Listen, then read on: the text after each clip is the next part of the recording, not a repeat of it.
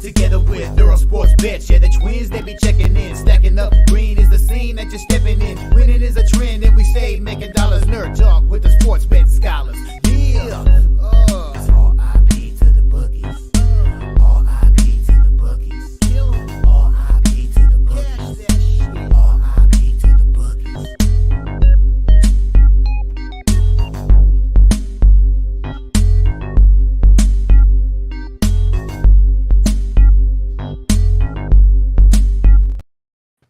We are live. Welcome back to another edition of the Earle Sports Bet Show. My name is Nicholas Earle. I'm joined here as always by my brother Tim. And today is week number 1 of the NFL. So we had to bring in a guest as well. We've got Houston's finest, LJ from H-Town in the building. What is good, LJ? You ready for some football? Bro, I've been ready all summer for some football. It's finally here today, man. Let's get people some money and let's cash, guys. Love it, love it, love it. We have a full NFL card to go over. I'll be straight up. I didn't even look at baseball today. We're not going to be going over baseball. I didn't even cap it. Sundays usually we'll have the Orioles up on the site. Cool. Sundays usually kick my ass anyway, but so it'd be nice to take a day off of baseball just for this one day.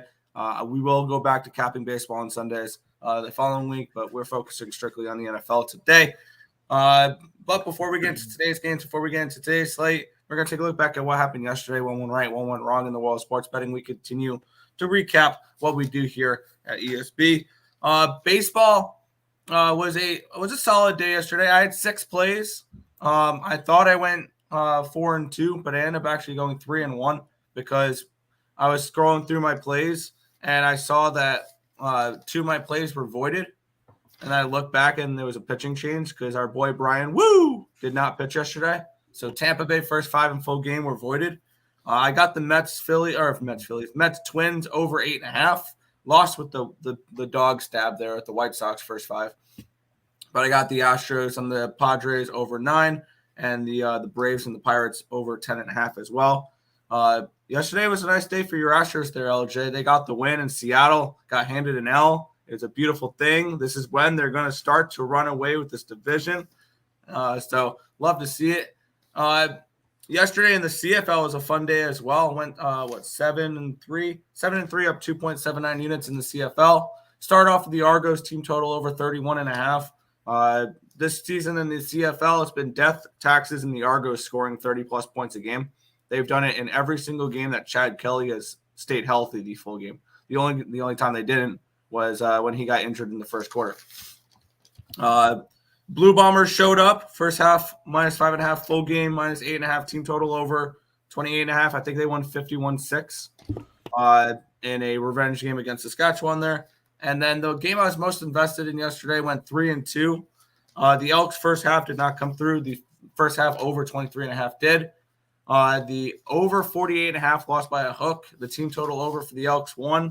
And never in doubt, Elks money line, minus 135. They had a last-second field goal to complete a pretty decent-sized comeback in the fourth quarter there after the Stampeders did that to them the week prior.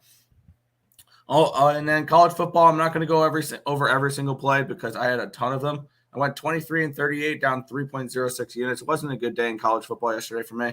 I had a couple big money line stabs that almost came through. I was part of the worst bad beat of the day yesterday with Texas Tech plus the points, where they were down a point. I had them plus 6.5. There was like 30 seconds left. All I needed them to do is not score, or either go down and score, or just not turn the ball over for a touchdown, and they threw a pick 6.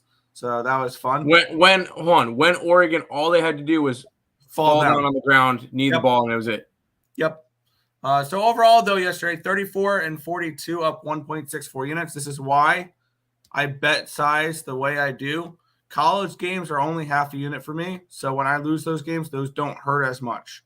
So overall, still a profitable day yesterday, and I'm up 7.53 units in the month of September. So still a profitable day yesterday. We'll continue on for NFL Sunday. Tim?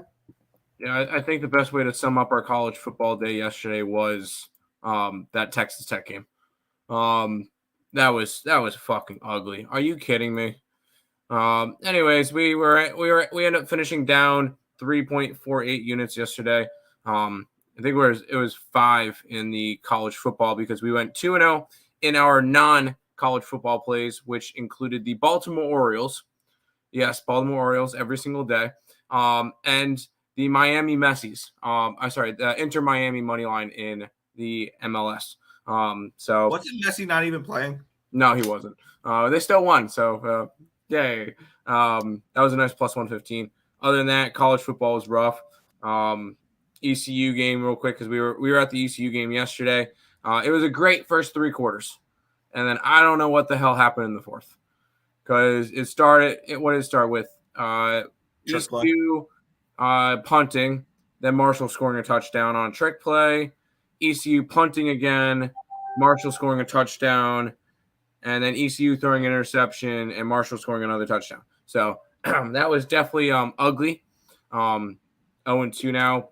It's going to be a long year for them. I'll say I think the game that went the best yesterday for us was App State and UNC.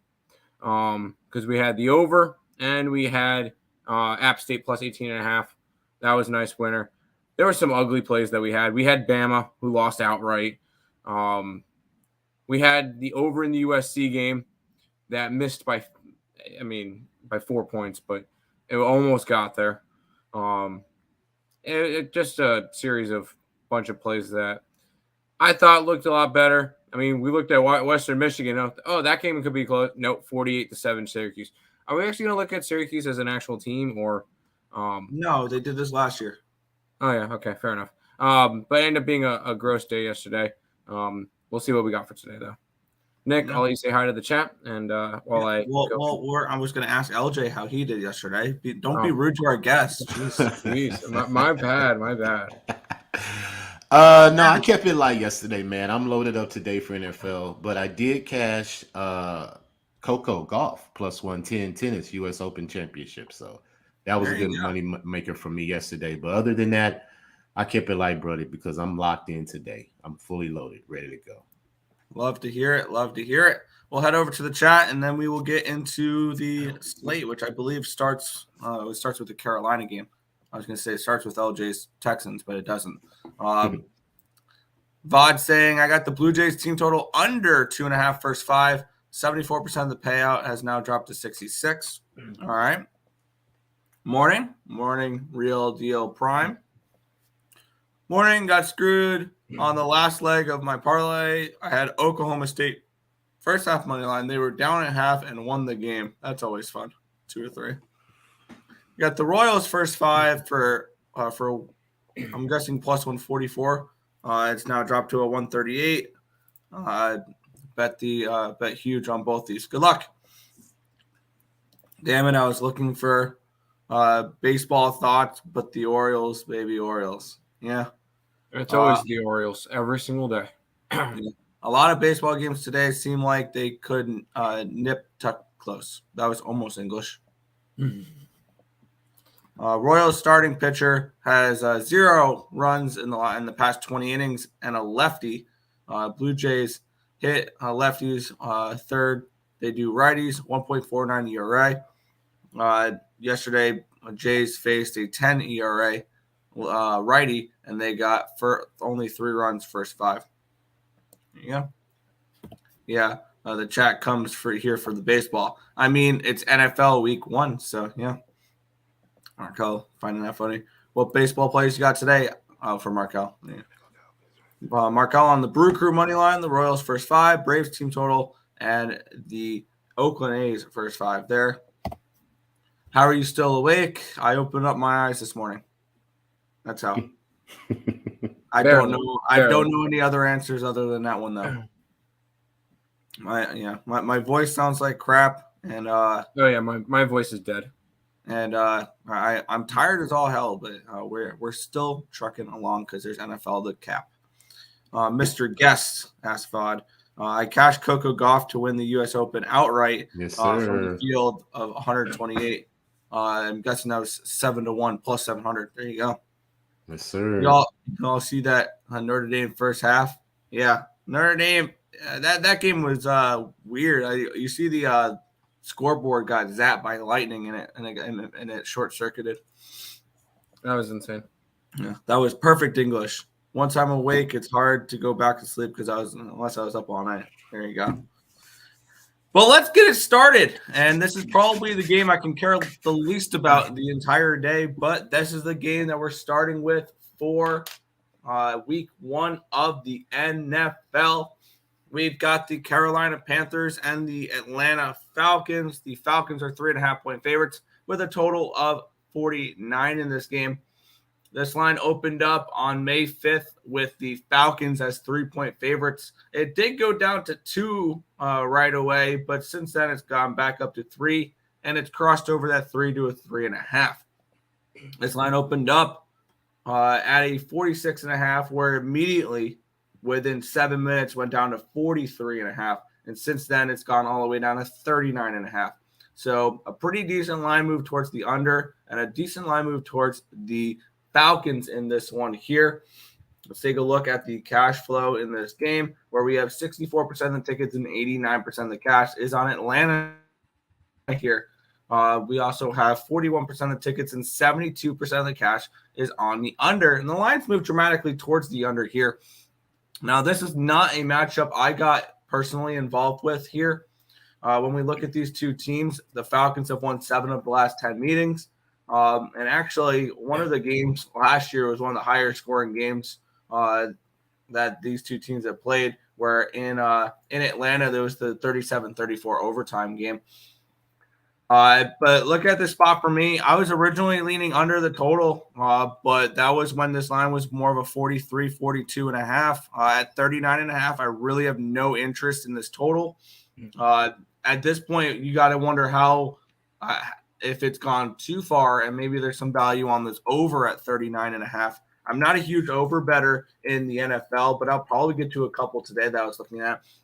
And as for the side, it crossed over that 3. I don't know. I don't know if I'm particularly interested in Ritter and the Falcons laying points like this, but I don't know if I want to back Bryce Young in Carolina on the road here. I think if I had to get to anything in this game, just on the numbers alone, it's Carolina getting the points, but I'm not particularly interested in betting this game. This is probably my least favorite game of the day. So this is a pass for me. We'll go to LJ first here for this one. Panthers and Falcons, where are we looking?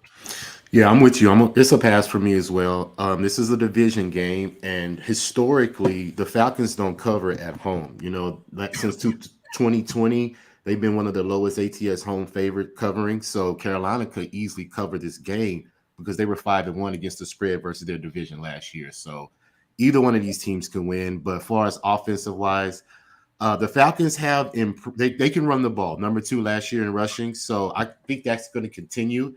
I think that the new rookie, BJ Robinson, that's his name. I think he's going to get a lot of carries today. I'll be looking at his prop as well. I'm not taking it, but just for the people that's watching, look at his rush attempts, because I think he's going to get fed the ball very heavy. Kyle Pitts is coming back. Look at him at fantasy as well, because he didn't play a lot of games last year with Ritter. So I believe they're going to try to find a connection as well. But the defense is going to be the story for me for Atlanta. The defense were bottom 3 in pretty much total yards allowed, rush defense, pass defense, and points allowed. So they've added some pieces. Calais Campbell is on that defensive line now. So I think they're going to get some pressure on Bryce Young, and he's going to be in a lot of trouble today. Rookie quarterback, I don't expect much from him. Their offense was worse in the bottom as well last year as well. They averaged 5 punts a game. So either one of these teams can win. Like I said, Falcons at home, they should win the game. But as far as me taking the side, I'm pass. Fair. Sam, your thoughts on this game? I feel like everybody's on Atlanta. I feel like It does feel that way. It just feels like everybody's all over Atlanta. I just don't feel comfortable backing a rookie quarterback in week 1. We've seen historically that they don't win, B, they don't even cover. It's quite ugly for rookie quarterbacks in week 1 of the NFL. And we get 3 of them this week, or this year, I should say. And it is scary because I am backing one of them, but that's what kind of keeps me off of it. I kind of lean under still in this game. I don't really trust either of these offenses. to do anything. The defenses will be mediocre. And by the way, this division in general, the NFC South, could be won by anybody. Let's be honest. That division, it's going to be who wants to lose it the least. And that's going to be the team. And I kind of lean strongly towards Tampa Bay to win the division still. But there's a lot of teams there's a lot of people all over the Saints, all over the Falcons. This division is going to be ugly this year. And whoever makes it into the playoffs, all I'll say is the top wild card spots can have a really easy game the first week of the playoffs. But I kind of lean Panthers in this one, just because everybody's on Atlanta. Yeah, and actually, let me get up the circa millions as well, because this was a matchup where, one of the top 5 most popular picks so far this week for the circa contest was the Falcons minus 3.5. They were the 4th most popular pick. I will mention the ones that are the most popular when we get to those games. But yeah, that was kind of an interesting look as well. I have no interest in this game though. So head to the chat, Tim. I forgot I have to post my recap from yesterday on things.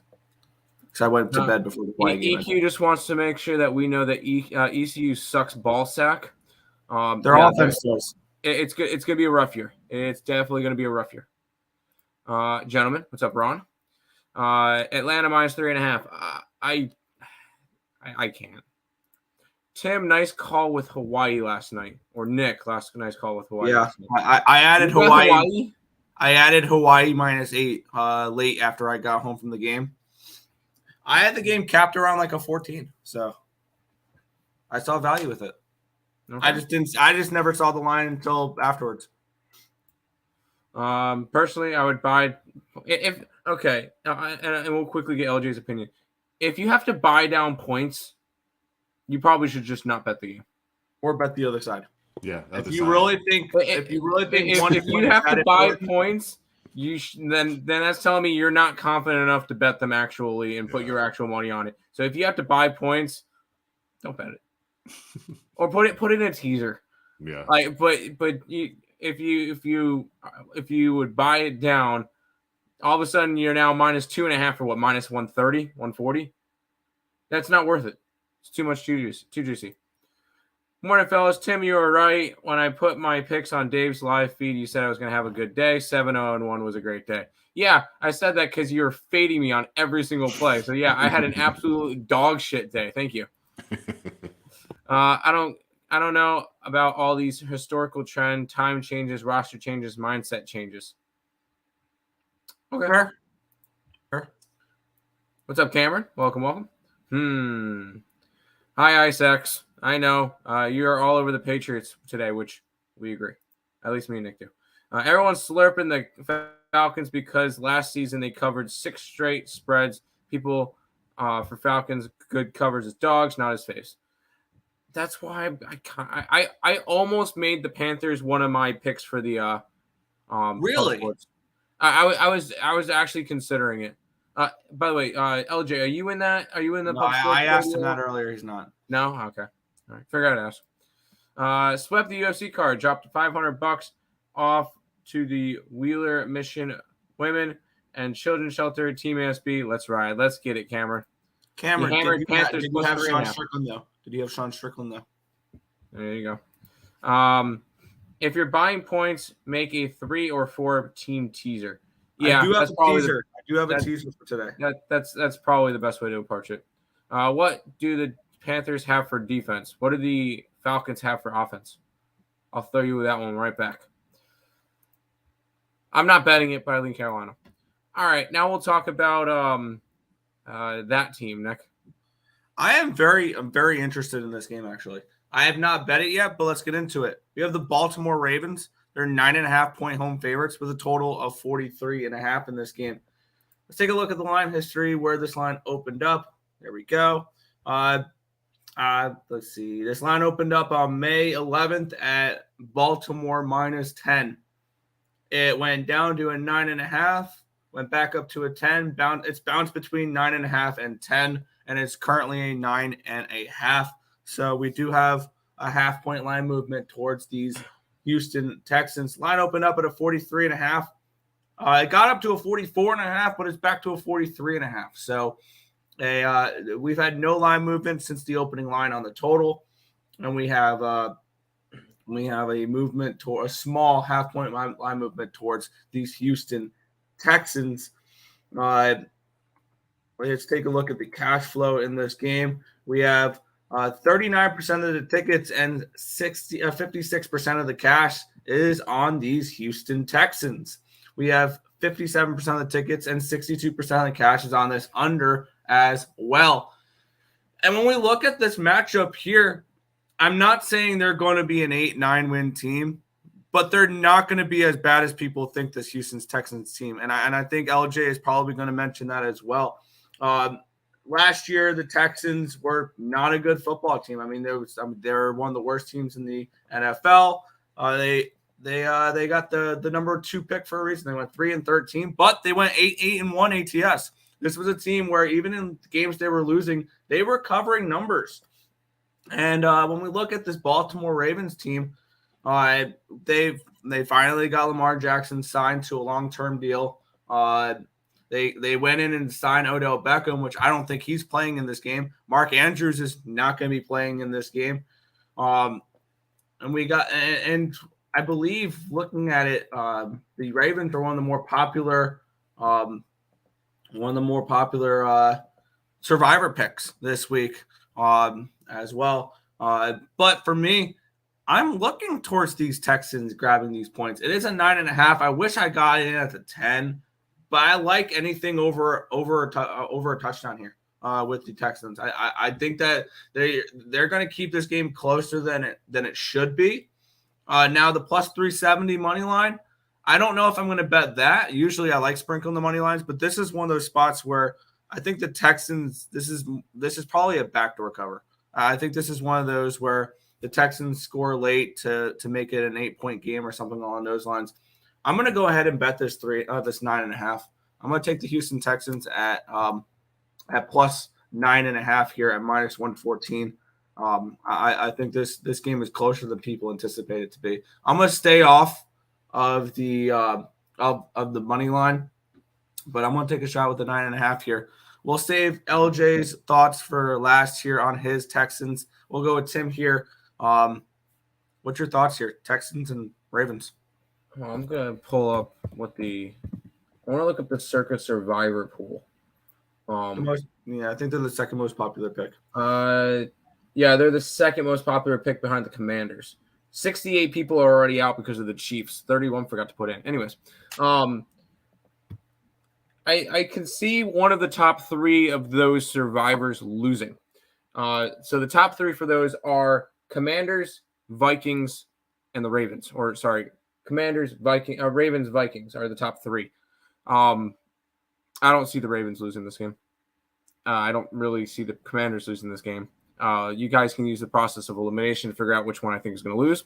I want to stay away from this one. This one could be I can see this one being a 7-8 point game, or I could see it being a 14-point game. It honestly is on either one of those sides, and it would just come down to like a last-minute drive by Houston, whether or not they can get the back door. I'm staying away from this game. Good luck to everybody betting it. I personally will use the Ravens as a survivor pool just because I think I would want to use them later on in the season. But good luck to everybody with that one. LJ, your Texans are in action against the Baltimore Ravens. What are we thinking for this one? Tim just I think he's grabbing a drink or probably something like that. Oh, okay. I am on my Texans, man. I got them early plus 10. I believe they cover the spread. D'Amico Ryans defensive mindset. I believe he's going to bring a new attitude to this team. And they wasn't worse last year. There's just in different type of situations that they tend to be vulnerable. But the Texans only allowed 2 offensive touchdowns a game last year. That was top 15 out of 30 teams. That's pretty good in my opinion. But they just couldn't stop the run. And I believe that D'Amico's going to fix that. He drafted a couple key pieces on the team that he put in situations to where they can be a different defense. Now, the offense, I'm not going to be too concerned about rookie quarterback, a lot of young pieces. So I'm not expecting the offense just to be great all of a sudden. I'm expecting D'Amico to come into that team. He used to play with the Texans. He's familiar with the organization. So he's going to fix what he does best first, and that's the defense. So I am on the Ravens. They don't cover at home. 1-6 ATS last year as a home favorite. They're only 8-13 since 2020 at home as a home favorite against the spread. So the Texans can definitely cover that 10, I believe, like you mentioned, backdoor cover. The Ravens may just want to get out and just win the game, not necessarily worried about covering. So I'm going to take a shot, man. Plus the 10. It's at 9.5. I'll take it like that, but I got it at 10. And also, I'm going to take a shot at the team total under 27.5 for the Ravens. I believe that the Texans can hold them under that number, believe it or not. So they allowed 25 points a game last year. I'm looking at to get down to 19-20. That's what I believe the target point is for the Texans defense this year, to keep these teams under that mark. Now, as far as winning the game, of course, I'm not going to take the Texans to win. Baltimore should win the game, but I'm on the Texans plus the 10.5. Yeah, you actually stole what I was going to ask you about there, because you mentioned that they're going to look to improve defensively there. Unfortunately for me, on Bet Online, this is a minus 140 for that team total under 27.5. I wanted to go ahead and bet that, honestly. I wish they can give me 27 at minus 120 or something like that. I probably would have bet it. Yeah. But at minus 140, I'm going to lay off of that. But I was definitely looking towards the team total under for these Baltimore Ravens. Maybe the full game under 43.5 is a decent look as well. But yeah, I can definitely see that. I want to mention some. I just saw that, man. The coach on game day, he said that CJ Stroud. This is one of their bold predictions. The one that used to coach the 49ers, Mariucci. Is that what it's Steve Mariucci? Okay, he said it. CJ Stroud will have 310 passing yards, 4 touchdowns today in his first career start. That's his bold prediction today. Well, I want to know what crack he's smoking. If you think that, Houston Texans team total over 16.5 minus 120. Yeah. Hey, I don't think that, but hey, I don't think that. Anybody can surprise us. We know it's football. You never know. Yep. We'll head back to the chat here. Where did we leave off? Tim, where do you leave off? That's a good question. With this, so there. Bijan Robinson, touchdown scorer. I like that. Not a bad look. Yeah, I like that. What up? What's good, Jojo Rabbit? Yeah, I had Strickland. There we go. Otherwise, it wouldn't have been a sweep. I didn't know if you just stayed off the fight, because I know a lot of people just passed on it. Morning, gentlemen. Morning, Untouchable. Nobody in the NFC South is a touchdown favorite over anybody. Correct. Nobody in the NFC South is a touchdown favorite today. The Falcons are a 3.5-point favorite. The Panthers are the dog in that game. The Saints are a 2.5-point favorite, and the Buccaneers are a 4.5-point dog. So no, you're right. Kyle Pitts, Bijan Robinson, and the 4-tool Cordero Patterson. I mean, the Falcons are not terrible, not good, but who is going to stop them? That's my question. I could be wrong. Yeah, I stayed off that game though. I stayed off of it. What spread did LJ catch the Texans at? It was a 10, right? Yes, Texans plus 10. There you go. Untouchable saying fuck Alabama. They rolled over and got rolled and lost an 8-9 team. Roll tears. Ouch. Hey, I mentioned that my dad said that the Texas was going to beat Alabama, but he wasn't bold enough to bet it though. So if you ain't gonna bet it, don't talk about it, in my opinion. Yeah. Yeah. Markel, I believe they said he's unlikely to play today. Also have 8 parlays still open with Strickland fulfilled on them. Strickland by decision. That was a nice 14-1 hit last night. Parlayed with CO to win the ship. Oh, Colorado to win the ship. Oh, wow. Really? You got Colorado to win. Oh, God, dude. Yeah. There you go. It's so good to see that. I have no idea. I'm using Screen Variety to watch that. I have no idea what that is. Okay. Yeah. If Colorado wins the national championship, I'm hiring some blondes for the show. Fair. Ravens win, don't cover. I agree. I could see that, especially without Keaton Mitchell today. Yeah. Not like that matters, Tim. Cardinals win and cover. We'll get into that in a little bit. I think I'm gonna take a shot with that there.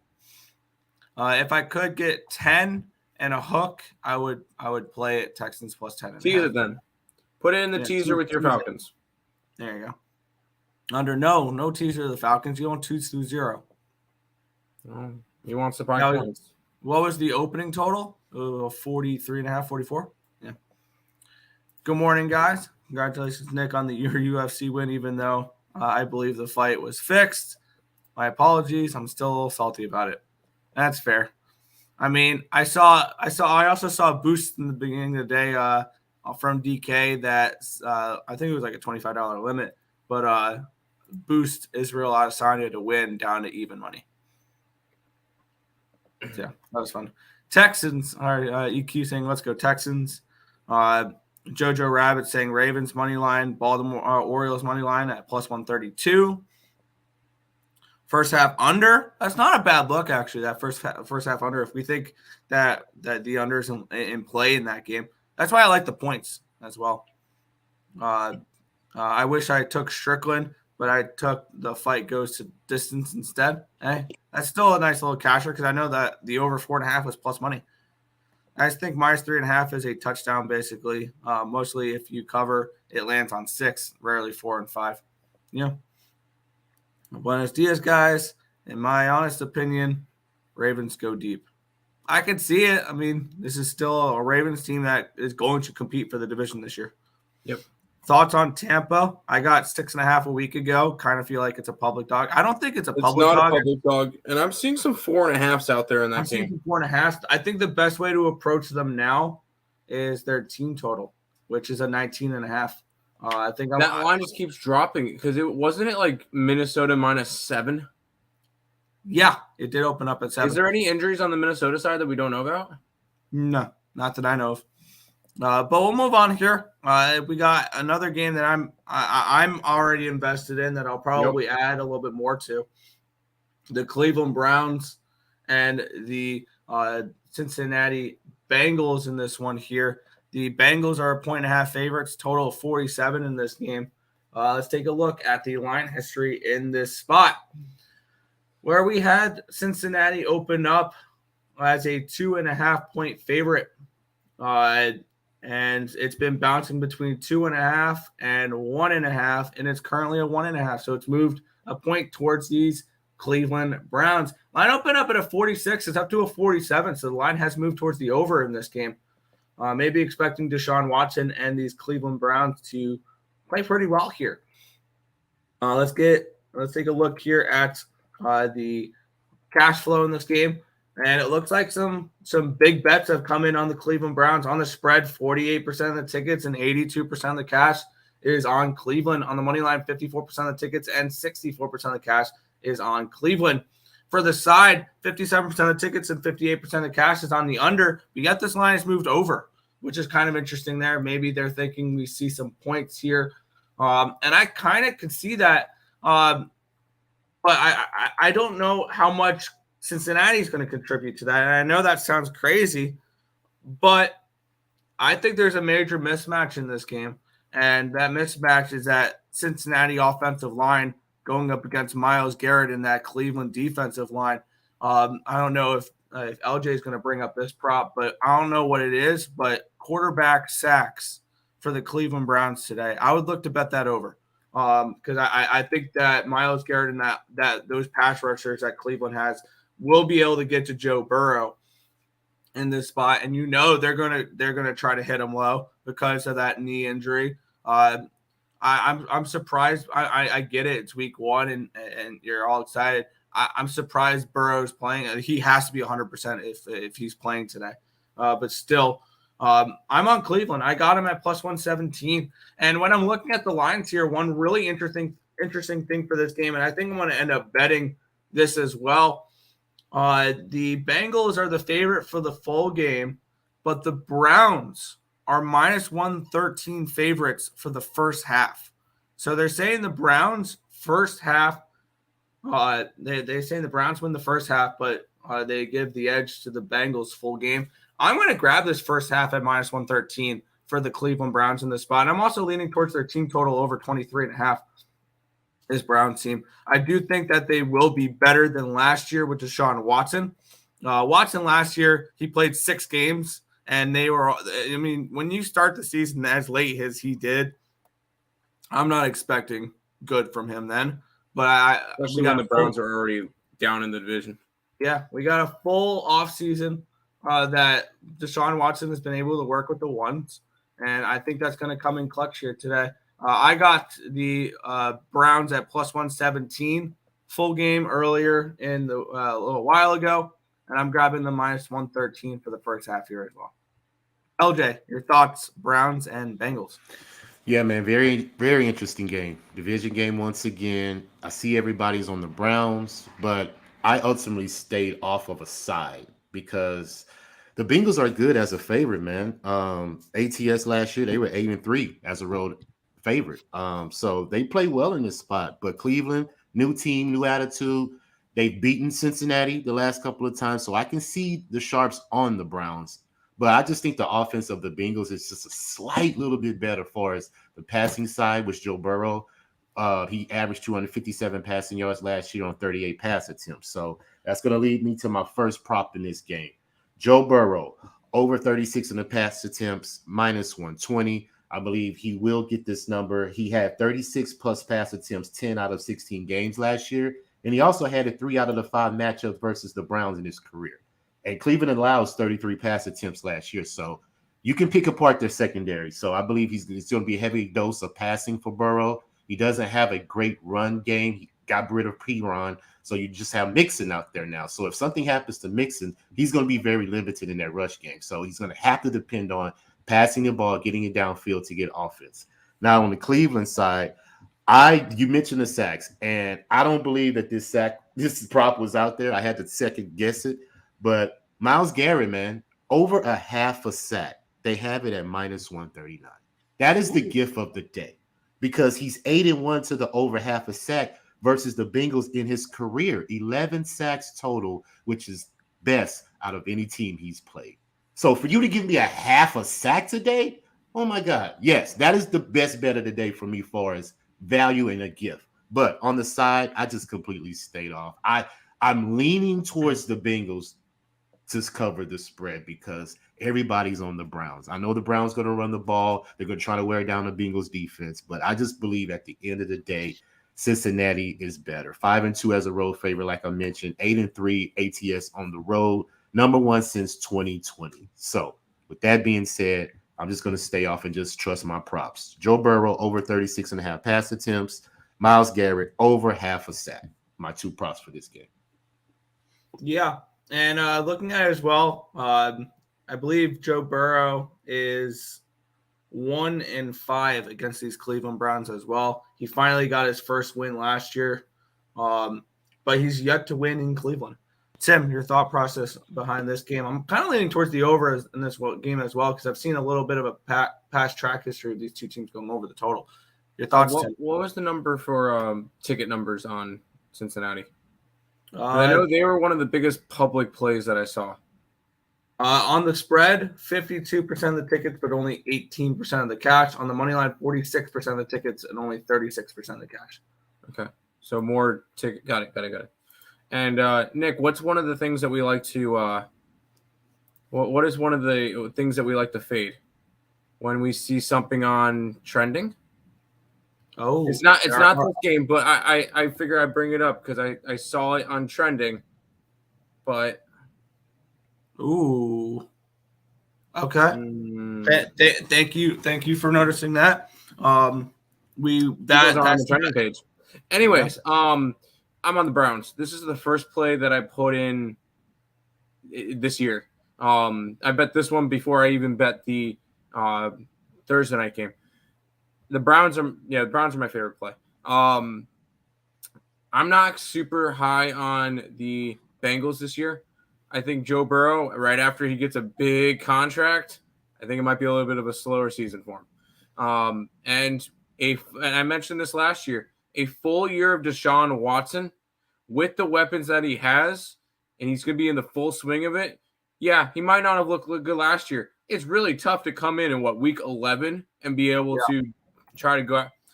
That was a really, really rough spot, and the Browns were already pretty much out of the division race by then.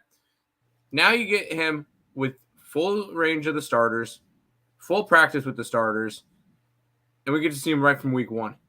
I think you're going to see a Deshaun Watson that you haven't seen since the Houston Texans. And I think he's going to have a really good year. In terms of fantasy, if anybody's playing fantasy, I think Deshaun Watson could be a good piece. Personally, in my family league, I got him through auto draft. I'm starting him over Trevor Lawrence. I like the Browns in this one. I have Browns winning the division, so I took a shot with that. I think that was like plus 400. And home dogs are very, very profitable. Home divisional dogs in week 1 are very, very profitable this year. The Browns are one of the 4 home divisional dogs. And we'll talk about the other ones in a little bit. And then one of them plays tomorrow night. So Browns, favorite play. There you go. Head back to the chat there, Tim. I'm going to track a few things. The public dog of the day is Steelers. I agree on this one. They're there you go. I like that parlay. In my book, that had a boost plus 100 Izzy red flag, but I still dove into the trap like a dumbass. It is what it is. I like another first half under in the Browns Bengals game. Ice is going after Joe Burr. So there you go. Facts LJ, if you ain't going to bet it, don't talk about it. We get a yo from Joe. Guessing on this, he probably had an okay day, nothing crazy, but it wasn't a bad day. LJ, we could tell how good of a day he has by how many O's are in the yos. If it's yo, bad day. If there's a lot of O's, he probably hit some massive underdog. Okay. Browns first half. Yes. Your Eastern Kentucky Colonials covered 35 points versus Kentucky. And EKU's quarterback looking good. There you go. Broncos money line. Broncos are an interesting look there. Well, we'll get into that later. Mixon touchdown. I could see that. San Fran -2. I kind of like it. Not every deal is a good deal unless you got an offer you can't refuse. Raiders. I don't know about the Raiders this year. I'm getting a feeling there is going to be some letdowns for a lot of dogs that his public is picking. Yes, I know, but most of the publics are all over the favorites, so I'm not really too hung up on that one. And especially with Colorado winning yesterday, expect a bunch of dogs in the NFL today. Giants money line. Yes. All right. We'll go from one division dog to another division home dog. Yeah, this line's moved a little bit too. We have the Jacksonville Jaguars and the Indianapolis Colts here in this spot. Let's take a look at the line history in this one, and wow, this has actually moved down even more. This line opened up at a pick, but it immediately moved up to a 3.5 that day, and it's been bouncing back and forth between 3.5 and 4.5. It actually did get up to a 5.5 at one point, and now we're sitting at a 3.5 for the Jacksonville Jaguars. This line has dropped even more. And let's take a look at the cash flow in this game here, where we have 70% of the tickets, but only 44% of the cash on these Jacksonville Jaguars, and the line has moved towards the Colts. We have 84% of the tickets and only 51% of the cash is on the money line here for these Jaguars as well. So the public loving Trevor Lawrence and these Jaguars today, but the sharps really liking the Colts. I think this is one of the bigger discrepancies today of the pros versus the Joes. And then we have 66% of the tickets and 76% of the cash is on this over. And let me take a look. I never mentioned how the total is moved in this game. It is a divisional matchup. I'm not going to be blindly betting all those those trends this year with divisional unders. And the only thing I'm going to ride with, I think, is just primetime unders. But all the other ones, I'm just going to cap as the games go along. The line opened up at a 45.5, and it's up to a 46. It did get up to a 46.5 at one point. So taking a look at this game here, I am on the Colts. I got them at 5. I got the Colts at I got them at a 4. What did I get them at? I got Colts plus 4.5. My bad. I apologize. 4.5. And I got them at plus 193. They are down to a plus 165. So this is definitely a game that's had a lot of line movement in this spot. The Colts, I think, can win this game outright. And I think that's what the market's kind of telling us as well, is they're not scared of this Jacksonville money. So I'm on the Colts here. I got them at plus 3.5. And I got them at, or my bad, I got them at 4.5 and 193. And they're now 3.5 and 165. So a nice little line movement there towards the Colts. I also lean towards their team total over 20.5 as well. But for me, I'm on the Colts here with the points and the money line. LJ, your thoughts here? Jaguars, Colts. Yeah, I stayed off the side. Any one of these teams can win this game. And the reason why I stayed off the side, because traditionally the Colts don't cover in their division and the Jacksonville don't cover as a favorite.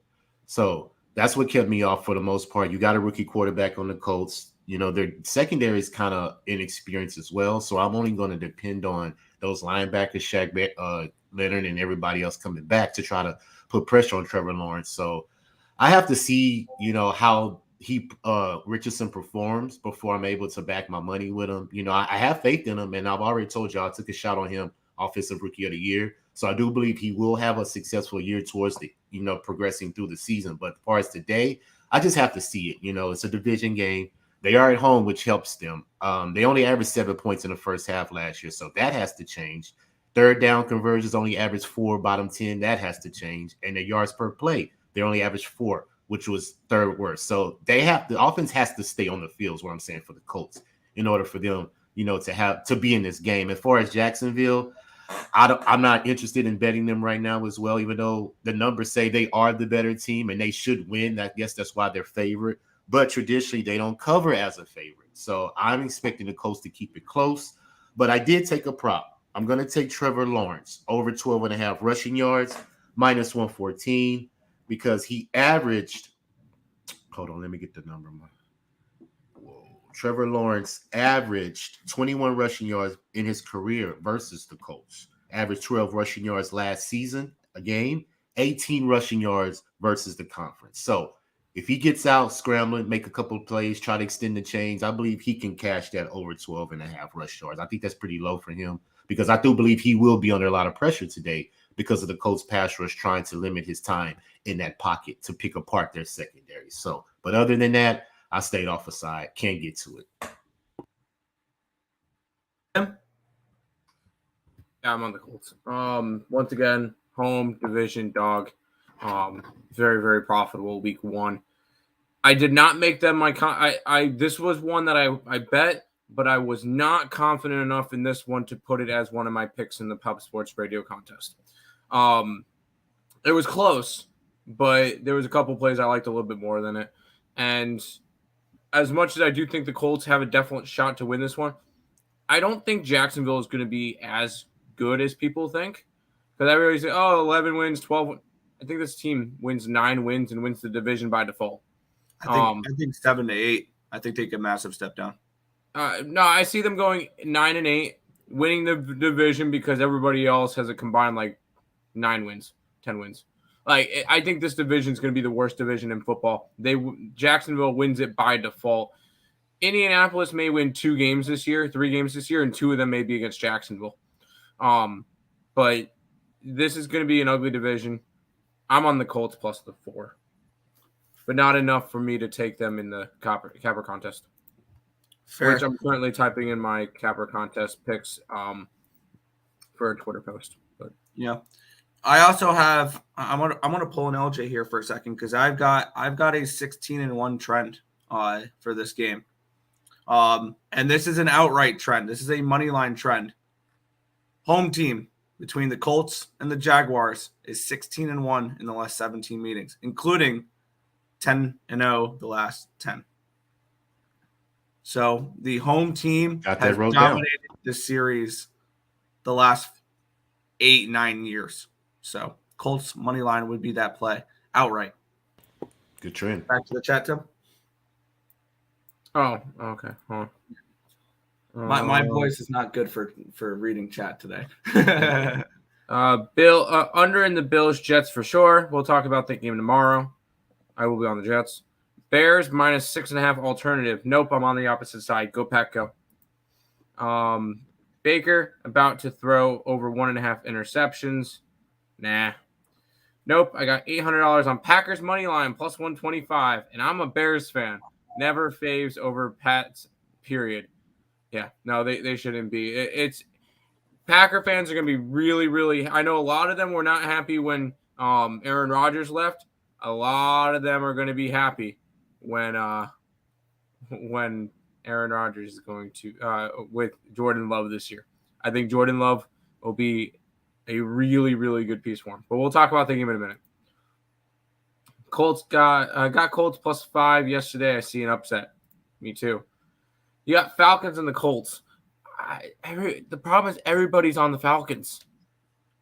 Everybody's on the Falcons. I don't know. I lean Panthers, but I stayed off. Oh, that game. Richardson over on rush attempts and yards. I can see that. Today feels like a holiday. Yeah, it's week 1 of the NFL season. You know how much football I'm going to watch today? Like none. A lot. All right. Like none.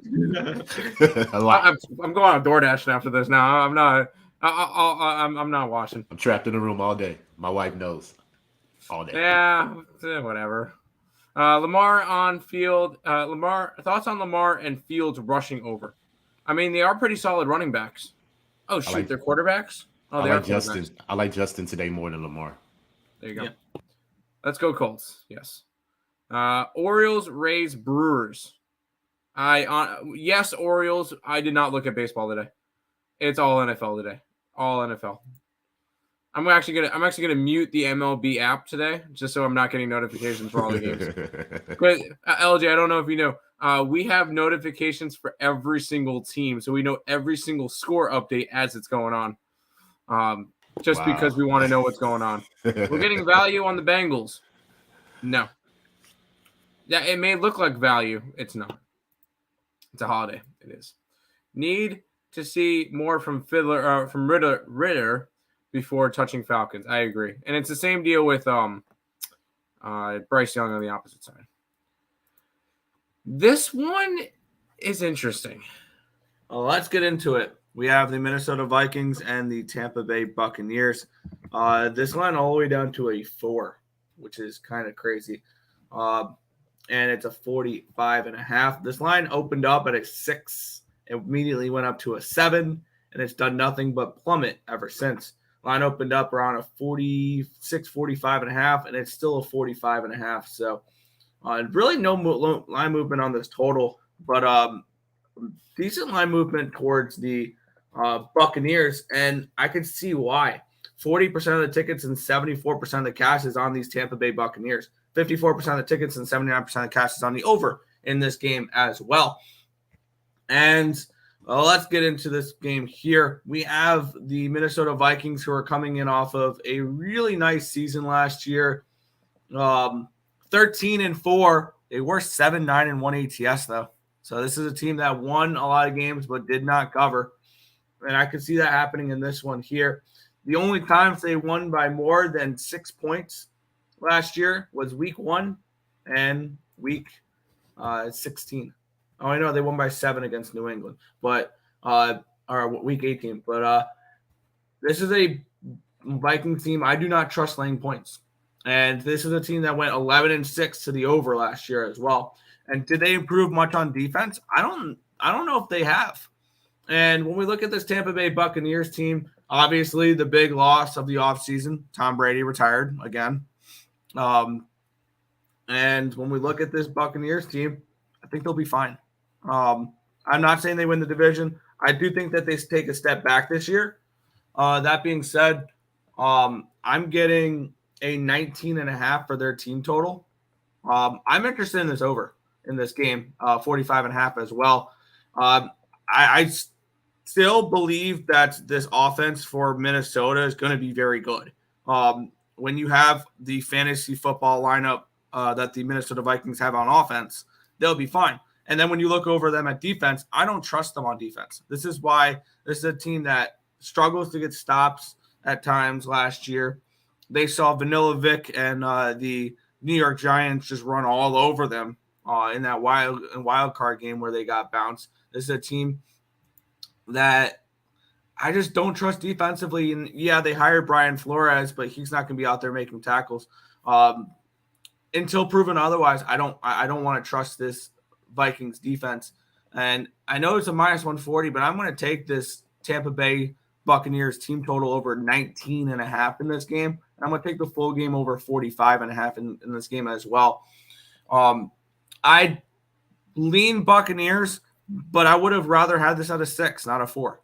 So this is my way of being able to back the Bucs here, is grabbing them their team total over 19.5, because at this number I don't want to lay the point, or I don't want to take 4 when I could have gotten 6 earlier in the week. So I'm going to take the Bucs team total over 19.5, and I'm going to take the full game over 45.5. Tim, we'll start with you on this one here. Buccaneers and Vikings. Has the line moved too far, or are you still looking at those Bucs? Because I know you like them. Move too far. I mean, I already bet it. I got it at 6. I got 5.5 for the Copper contest. I did use the Buccaneers. And this line movement just makes me feel so much better about it. I know it's just a little bit of line movement. I know it's CLV and a lot of people really don't care about it. No, this line movement tells me everything. You're telling me that a Vikings team that is a lot of people are projecting to win the division and was a top team last year and had a really good year, and they're only 4.5 point favorites at home against a Buccaneers team that shouldn't even come close to making the playoffs this year? Would anybody be surprised if we came back tomorrow and said Tampa Bay won 21-17? I wouldn't. Yeah, I don't think they're slowing them down that much. I still think the Vikings get their points. Yeah. Also, the Vikings were the third. Okay. Would you be surprised if the top 3 teams all in the Survivor contest all lost? No, I wouldn't. Okay. And then let's look. Yeah. Wow. More people in the Circa contest are on the Bucs than the Vikings. Yeah. Mm-hmm. I find that about right. Keep in mind, Cappit that contest is a $1,000 contest, so it's not going to have all the public in it. So yeah, something we can look at there. I like Tampa Bay this week. Don't tell Terry, but I'm on Tampa Bay. Well, actually, if he sees the tweet I put out, then fine. All right.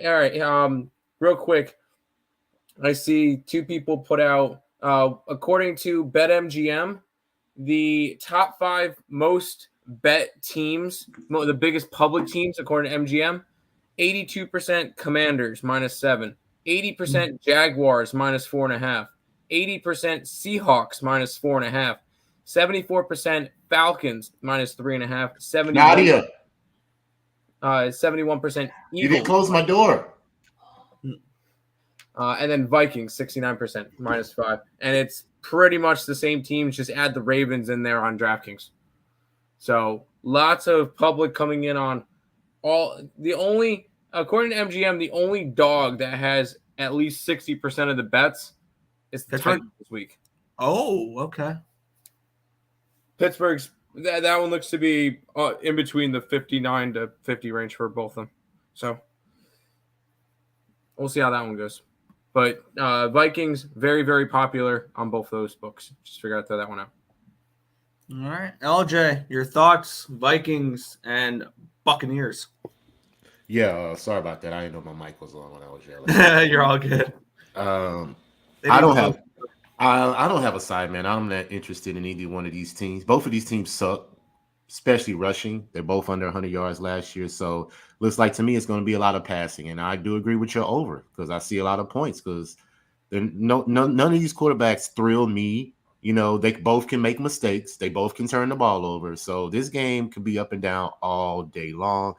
But far as for what I'm investing in this game, I'm going to invest in Justin Jefferson, man. Over 6.5 receptions. I think I got it at minus 150. It's juice. And it's the reason why.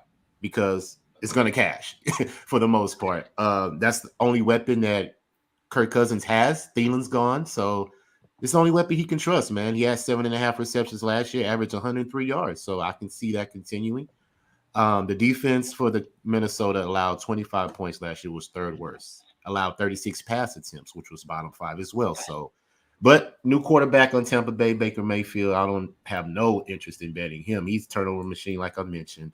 They're under 4 yards rush per play last year, so they're going to have him throwing the ball a lot, depending on him to make plays. I'm not interested. I see a lot of mistakes. So, but far as me betting this game, I'm all for a side, but I will be invested Justin Jefferson over 6.5 receptions, minus 150. There you go. We'll head back to the chat here. Tim, where do you leave off? It's a good question. Yeah, I don't pay attention when you go over comments sometimes because I'm tracking my other plays and things along those lines. Cashed on the Nationals live last night, minus 125 for $300. There you go. Washington money line in the under 37.5. Thoughts? We will be getting into that game in a couple games. I think I'm going to be on the opposite side there. I have not moved on it yet, but I was kind of looking at Arizona there. EQ saying happy holidays. Alfonso Scott saying, well, what's up? Been a minute. Yeah, it's been a minute since we seen your name in the chat there. Tom Brady said he'll be in attendance for the Patriots game today. Well, yeah, they're honoring him today. Yeah. Alfonso Scott on the Falcons -3 and the Ravens -7.5. I'm on the opposite there with the Ravens pick.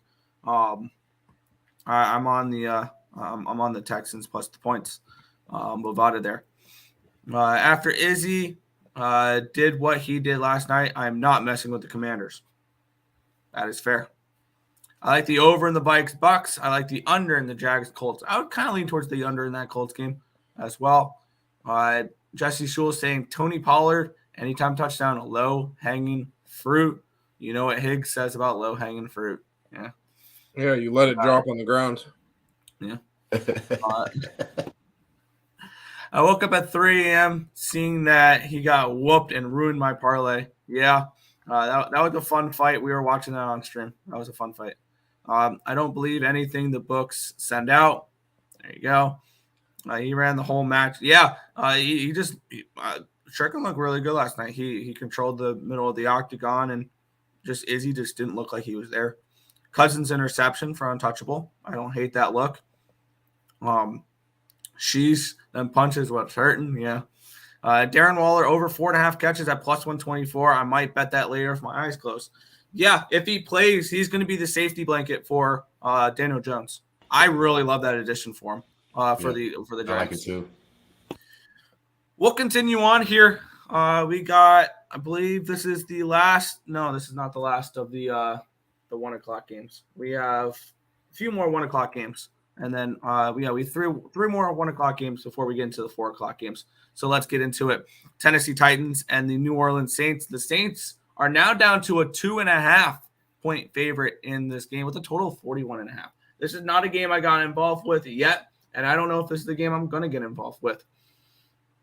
This line opened up on May 11th as a 3.5 point favorite for the Titans, which immediately flipped. Okay, immediately flipped to -3 for the Saints. So it looks like they just made a mistake and they flipped it to the Saints -3, where it's been mainly Saints -3, 3.5. It did dip down to a 2.5 this morning, and actually within the last couple minutes has gone back up to a 3, juice towards the Tennessee Titans on the +3. As for the total in this game, as I clicked off the line history here, the total for this game, if it'll let me click it, there we go, opened up at a 41.5, and it's still at a 41.5. It's moved a penny since the opening line. So really no movement on this total, and a small movement towards the Titans on the side here in this game. Taking a look at the cash flow here in this game between the Titans and the Saints, we have 61% of the tickets and 86% of the cash. 69% of the tickets and 85% of the cash is on these Tennessee Titans. I think this is the most public underdog of the day, and we have 55% of the tickets and 68% of the cash is on this under, and it's kind of bounced back and forth a little bit. Nothing crazy there. The more and more I look at this game, I wish I grabbed the 2.5 this morning. I think the Saints are going to be better than they were last year. Or the Titans are going to be better than they were last year. Because last year, when they fell apart, it was not because they weren't good. It was because they were injured. And they had played multiple quarterbacks at the end of the season last year. And they almost beat the Jaguars with a third-string quarterback last year. I did not bet this game, but with the amount of people on the Titans today makes me think that the Saints laying the points is a lean for me in this spot. Really, no opinion on the total. I can see this game squeaking over the total at 41.5. I think that may be a little low.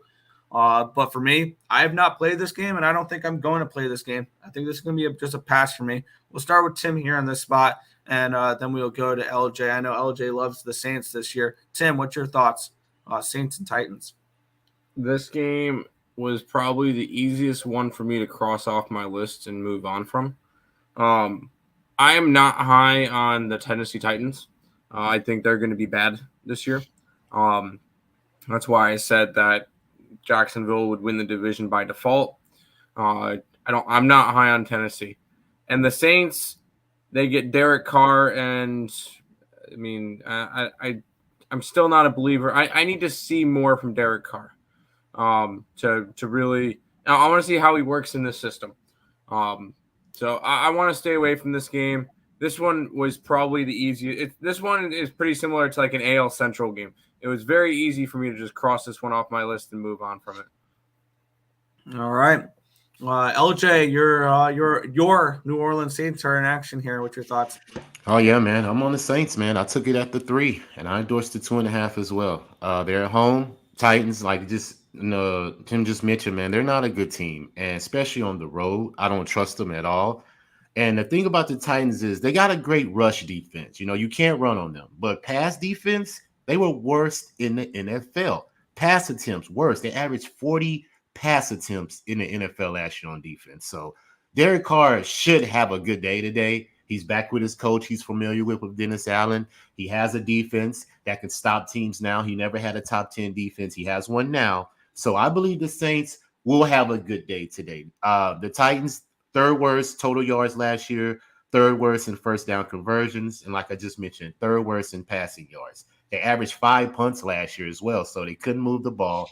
They did add DeAndre Hopkins, and I'm a D-Hop fan. So if they could get him involved today, they can stay in the game and possibly have a chance to win it. He just will have to have a good day helping out Tannehill with the catches and things like that, because we know D-Hop can catch anything. He can catch it in his sleep. So no discretion for us there. But as far as Derrick Henry running the ball, he should get a heavy dose today. But if the Saints can stop that run, you make Tannehill one-dimensional, I believe that they will have a good chance to win. I think the pass rush would be a factor as well, getting at Tannehill.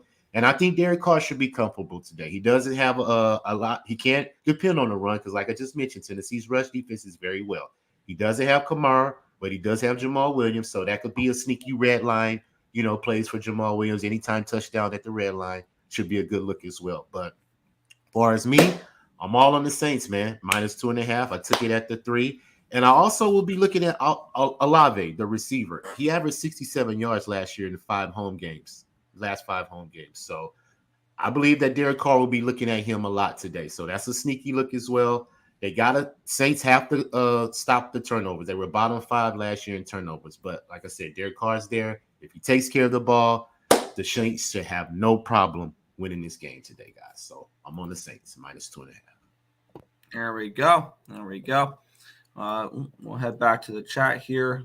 Let's see what the chat is thinking for this game here. Higgs says that low-hanging fruit didn't work out for Adam and Eve. Yes, that's right. That's right. That's what he said about it. Come on. What do the Commanders have to do anything with Izzy? Good point. Tired of losing parlays to minus 300 and above favorites. There you go. Shroud interception. Saints win an ugly game. I can see this being an ugly game. Yeah, I got Saints winning. The Titans have the league's worst offensive line, a 29-year-old running back, and an inconsistent quarterback. Very well put. Yeah. Henry anytime touchdown and over rush yards. I mean, I'll never argue against Derrick Henry props.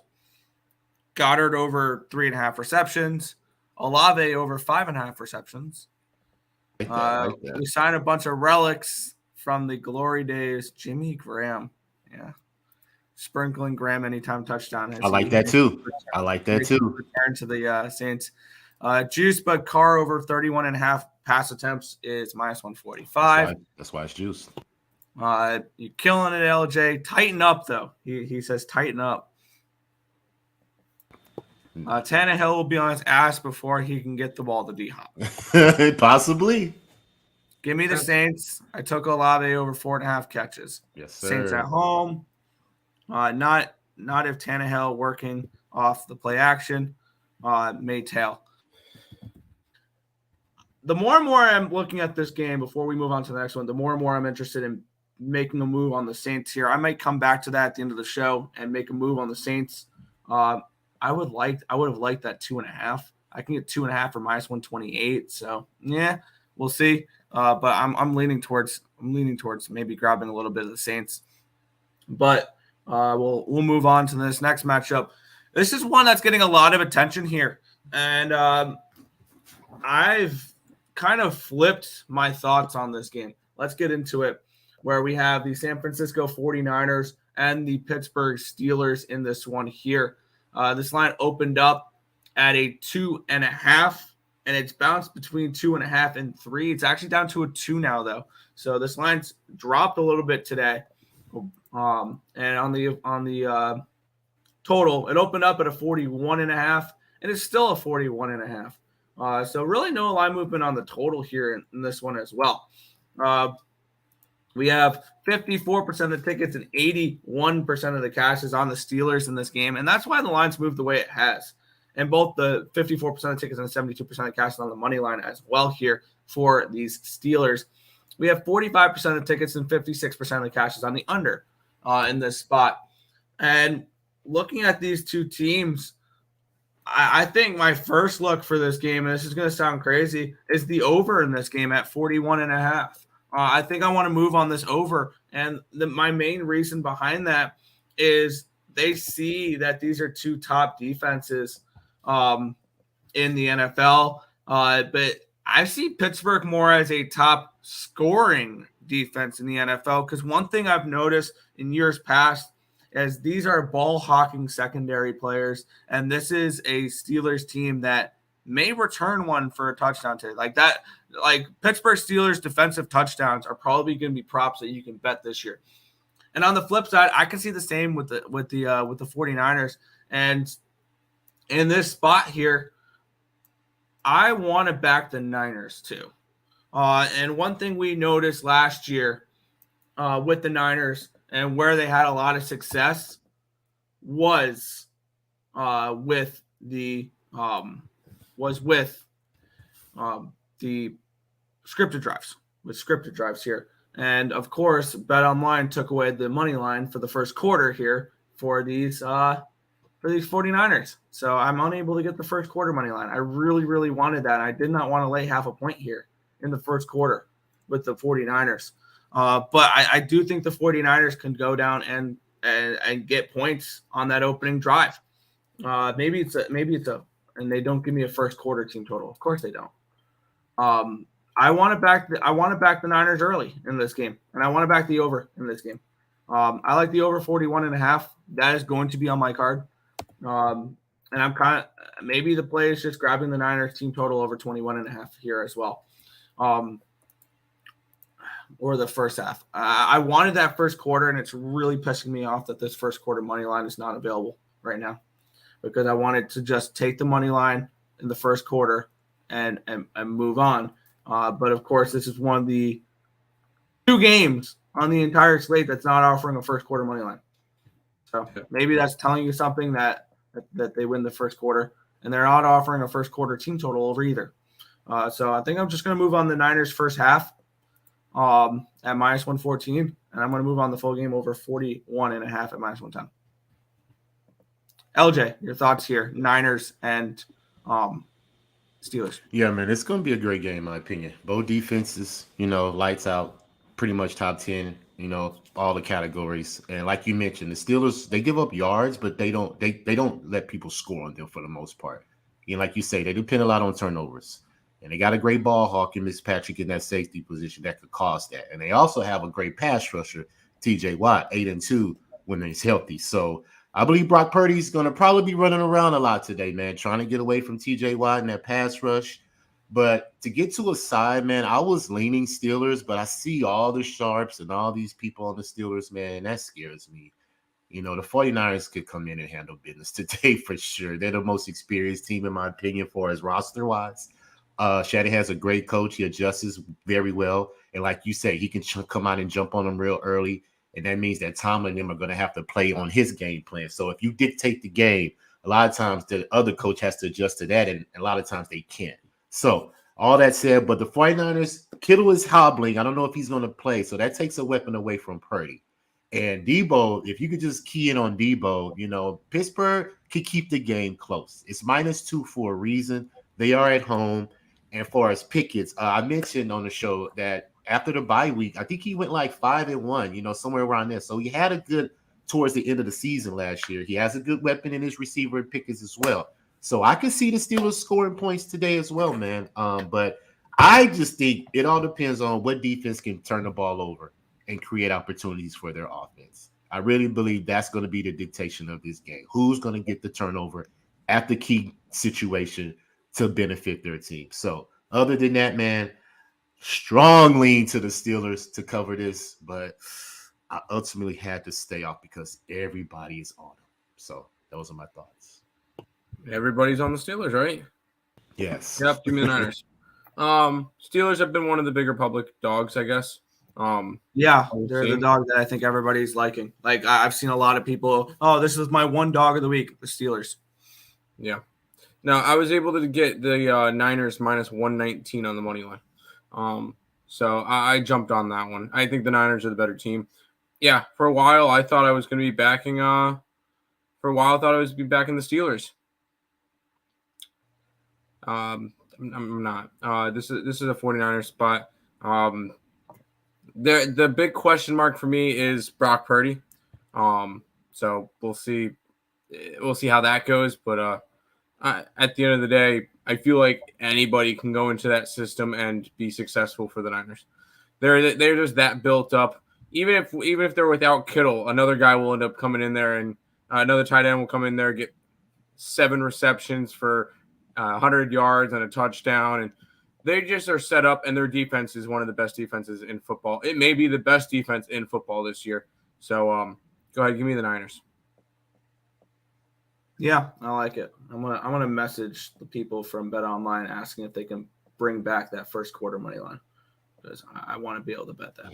If that drops, I'm going to. I don't want. It's +148, laying a half a point in the first quarter, which I'm not opposed to doing, but I would rather have that push available. So head back to the chat here. I'm going to see if I can get this first quarter money line posted. Yes. Where do we leave off? Did we get to the Saints? I took Olave over 4.5. Yeah, you did that one. Yeah. Where did you leave off, Nick? I think it was right after that one. Yep, this one right here. That one. Okay. Yeah. Niners and Eagles are the two games I'm probably going to regret staying off. Yeah, bet the Niners, fade the Eagles, and we'll talk about. I have a good LJ-esque trend for the Eagles game. So there you go. I'm betting the Eagles. Get it. I want nothing to do with the Steelers. I like the Steelers, but everyone is on it. Pass. Yep. Pickens over 3.5 receptions. Oh, that's a tight end, right? Pickens is the tight end. Wide receiver. Wide receiver. Wide receiver. Yep. Fade any team Joe Judge is on, in my opinion. Offense is pathetic. There you go. I like the Steelers at home. I'll buy 1 point up to 3. See, you're buying points. You're obviously not confident enough in it. Good luck. I hear Niners are coming with an arsenal. Niners are going to be dangerous this year. They will be. Start Mitch and Steeler wins for sure. No.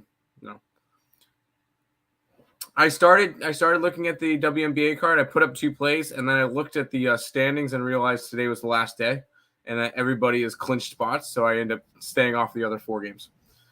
So untouchable, good luck. I end up betting the over in the Atlanta game and New York minus 9.5. I trust Steelers with Watt, so Steelers spread and under. Good luck, have fun.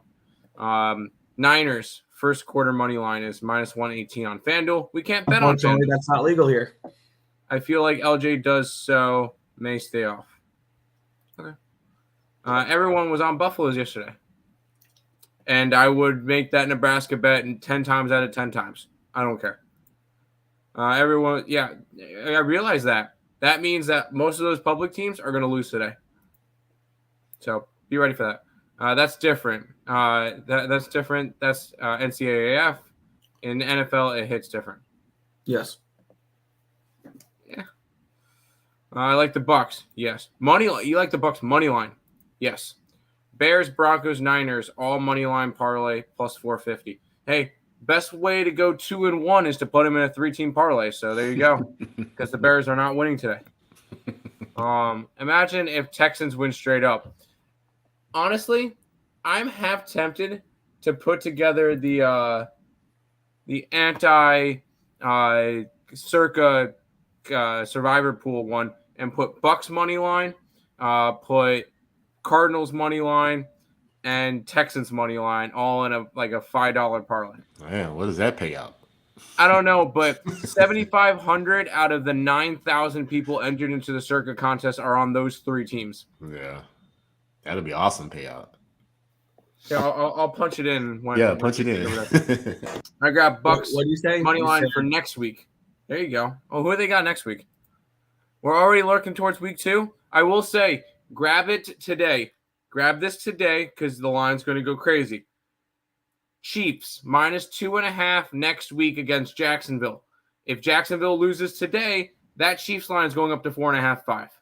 So jump on that. Is that game on the road? Is the Chiefs on the road? Chiefs are on the road. Oh, yeah, they're going to cover that. Definitely. So make sure, jump on Chiefs minus 2.5 now. Yeah. Nick, if you're down, I may put that on the site today. Okay. By the way, Tim, you said Texans, Buccaneers, Cardinals? Yeah. 46-1. Let's get it. Tampa Bay next week against the Bears. Sure. I like that, actually. Take out the Bears and do Saints. I wanted to do a parlay, but I think I'll just round robin. That's fun. The fade Trent round robin seems legit. Oh yeah, did anybody see the surgical 6? Who cares? Oh, it's just a good fade. He's on the Bears. Just in time. There you go, Am. Let's head to this game, Nick. All right. Are you ready to start some controversy in the chat? Let's do this. The Washington Commanders are 7-point favorites with a total of 37.5. This line's actually gone up to a 38. Let's take a look at the line history in the spot here where we have this line opened up at a 5, went immediately up to a 6.5. It went up to a 7, and it has stayed put at 7. It has not moved since the 24th of August. As for the total, line opened up at a 41.5, and it's gone down to a 38.5. So it's a 3-point line movement towards the under in this one here. We don't know who the quarterback is going to be for these Arizona Cardinals. The projection is it's going to be Joshua Dobbs in this spot. We have 19% of the tickets and 40% of the cash is on these Arizona Cardinals. As for the money line, 5% of the tickets and 15% of the cash is on the Cardinals on the money line here in this spot.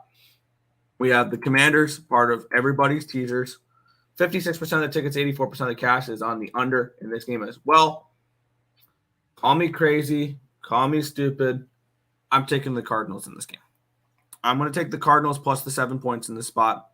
And I'm going to sprinkle the money line as well. This is purely, I think, just more of an intuition play more than anything else. Now, this money line sprinkle is only 0.2 units. My normal NFL bet's 0.7 units. So if the Cardinals cover but lose, I'll win a half unit on this play. But for me, this is the most public team of the week. I think the Washington Commanders. When you have 95% of the tickets and 85% of the cash on a money line. And this line's really not moved. This line has not moved since the 28th of August. So this has not moved in a few weeks, even though all this money and all these tickets are coming in on the Commanders. And as for the money line, I said 95% of the tickets are on it.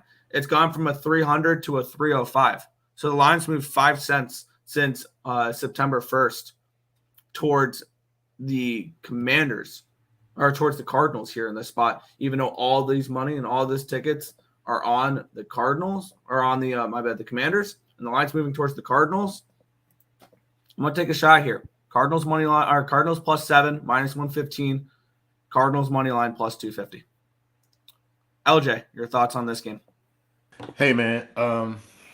Hey, I root you on, buddy. I'm not touching it because Cardinals are one of the worst teams in the NFL. Especially on defense. 26 points allowed, second worst. They're giving up 3 touchdowns a game, which was bottom worst. They allowed 14 points in the second half, which was number 1 worst. Number 1 in penalties, 7 per game. Bottom 5 in turnovers per game. I mean, there's no way that I can be interested in backing them in any way. And it's a different quarterback. Don't know what to expect. And I'm not saying the Commanders are going to come out here and dominate them. You know what I'm saying? As far as money line purposes, I would take the Commanders. But, hey, anything can happen, man. It's football. We already know this. That's why we play the games. I see why everybody's survivor pick is Washington, because we can just pick on the Cardinals, man. They're vulnerable right now. I think they're tanking. They're probably going to try to be in bid for that number 1 pick next year. So a lot of changeover in the Cardinals organization today. But Commanders, I like Airbnb higher.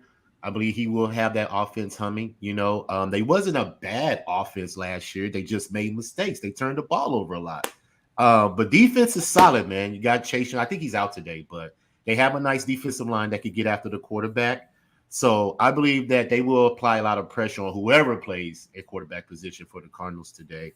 And also, man, I'm looking at Brian Robertson, rush attempts. You know, I think they're going to give him heavy the ball at the backfield for Washington. I'm looking at over 62.5 rush yards. He averaged 66 yards in 12 games last year rushing the ball. So look at him today as far as props. Heavy dose of the run game from the Commanders. Airbnb, you know, put some points up on the board. But as far as picking a side, I have no interest because both of these teams are not bet on teams for me. Fair. Marquee matchup of the week, Tim. What's your thoughts? I can't touch the Cardinals. I give you props. I was joking around about the parlay. I understand why the Washington Commanders are the most picked for survivor pool in the circuit this week. If you look at the other teams that could be in that conversation, and obviously Chiefs were in that conversation, they already lost, put them away. Baltimore would be in that conversation. Jacksonville, Minnesota, Washington, maybe the Eagles, and the Seahawks. The thing that I see with Washington, that why they would probably be the survivor, they would be the most optimal, is because you get to use them this week, and then you no longer have to worry about them anymore. And then you get to save the Baltimore Ravens pick. You get to save the Minnesota Vikings if you want to use them for whatever reason. You get to save the Eagles pick, the Seahawks pick, when they get to go play lower ranked teams. So I understand why Washington's the most picked team. Eventually, one of those most optimal teams are going to go down. Are the Cardinals going to beat the Commanders today? No, they're not. I would like that. I would like to see that because I love chaos and to see all those people. I would love to see the top 3 of those survivor pool all get knocked out, and all of a sudden you lose 7,500 out of 9K. So a lot of you'll lose like 80% of the field. That would be hilarious to watch. But I'll root for the Cardinals for you, Nick. There's 0 chance I'm touching this one. Fair. And one thing I was also looking at here, Tim, they have for the Pub Sports Radio Cappers contest. Yeah, you can see everybody's picks. Okay, and you can see them by the game. Like it'll show you all the people on this team, all the people on that team. Here's everybody on the Arizona Cardinals for that contest. All right, next. Not a soul picked the Arizona Cardinals in the Cappers contest. I didn't have the guts to pick them either, but I just thought that was interesting. Back to the chat, Tim. I'm going to track my play real quick. This was this the start of the 4:00 games? I think it was. If Seahawks lose today, I'm taking it. I get plus 4.5 or higher versus the Lions next week. Yeah, I could see that. I think the Seahawks could definitely lose this week, so I would grab the Lions now. Personally, I'm looking towards next week with Lions rather than going after the Seahawks. Cardinals plus 7. Have fun. I'd rather take James Conner rushing yards instead of Cardinal spread. Sure. Lions week 2 is a fade. If I can get plus 6.5 Seahawks, let's go, Gino. Stink it up today.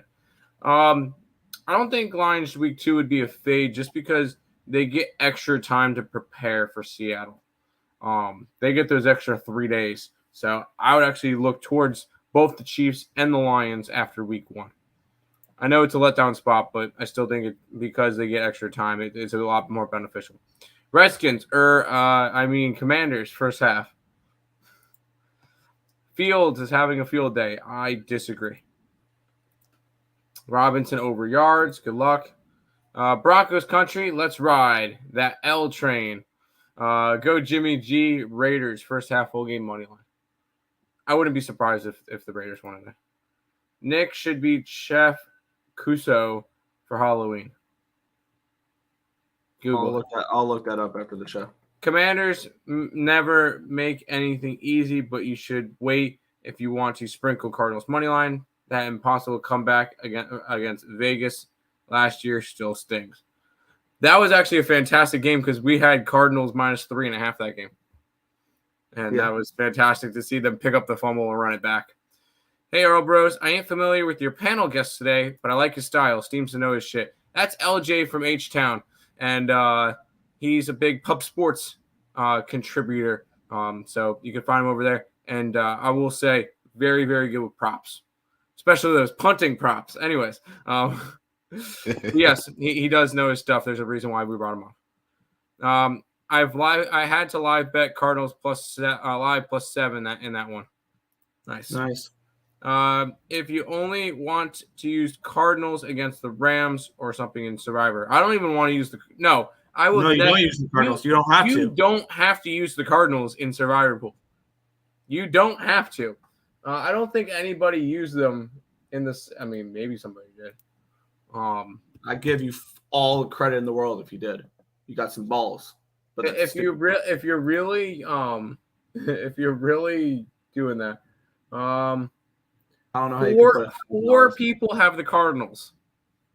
I give you guys 9,000 full credit. You guys are walking on the sidewalk with your nuts dragging on it. So the ones that can take the Cardinals in a Survivor Pool, you put $1,000 in for. Seahawks lose to an offense with no Cooper Kupp. There you go. You forgot Houston's finest line. Sorry, Houston's finest. LJ from H-Town. There you go. My bad. I'm sorry. Please forgive me. We are not worthy. Anyway, let's go to this game, Nick. I really like this game. Yeah. Well, one more thing, because we're heading into the 4:00 games now, and I was just finalizing my 1:00 card. I added the New Orleans Saints -2.5 at -125. I was able to get them at 2.5. I grabbed them there. Let's go. Saints -2.5 for that game.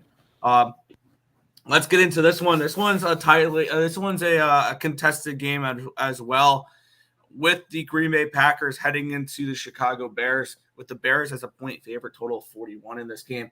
I've already moved on this game. I know Tim's already moved on this game. I don't know if LJ's moved on this game or not.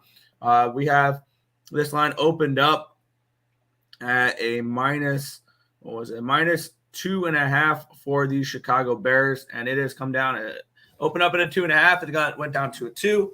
Went down to a 1.5. It went back up to a 2.5 for a little bit, but then it went right back down to a 1. And we've seen a 1 for a little bit now.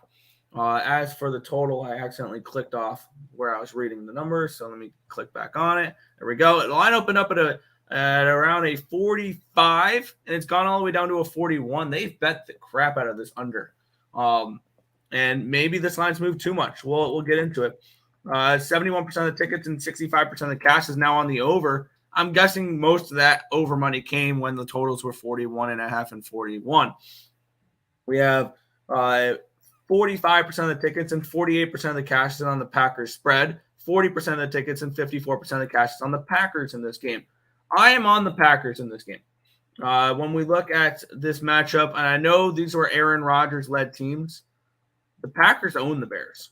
When you look at head-to-head, the Packers have won 8 in a row and 9 of their last 10 against these Chicago Bears. Just complete domination, and they've covered in 8 of those 10 games as well.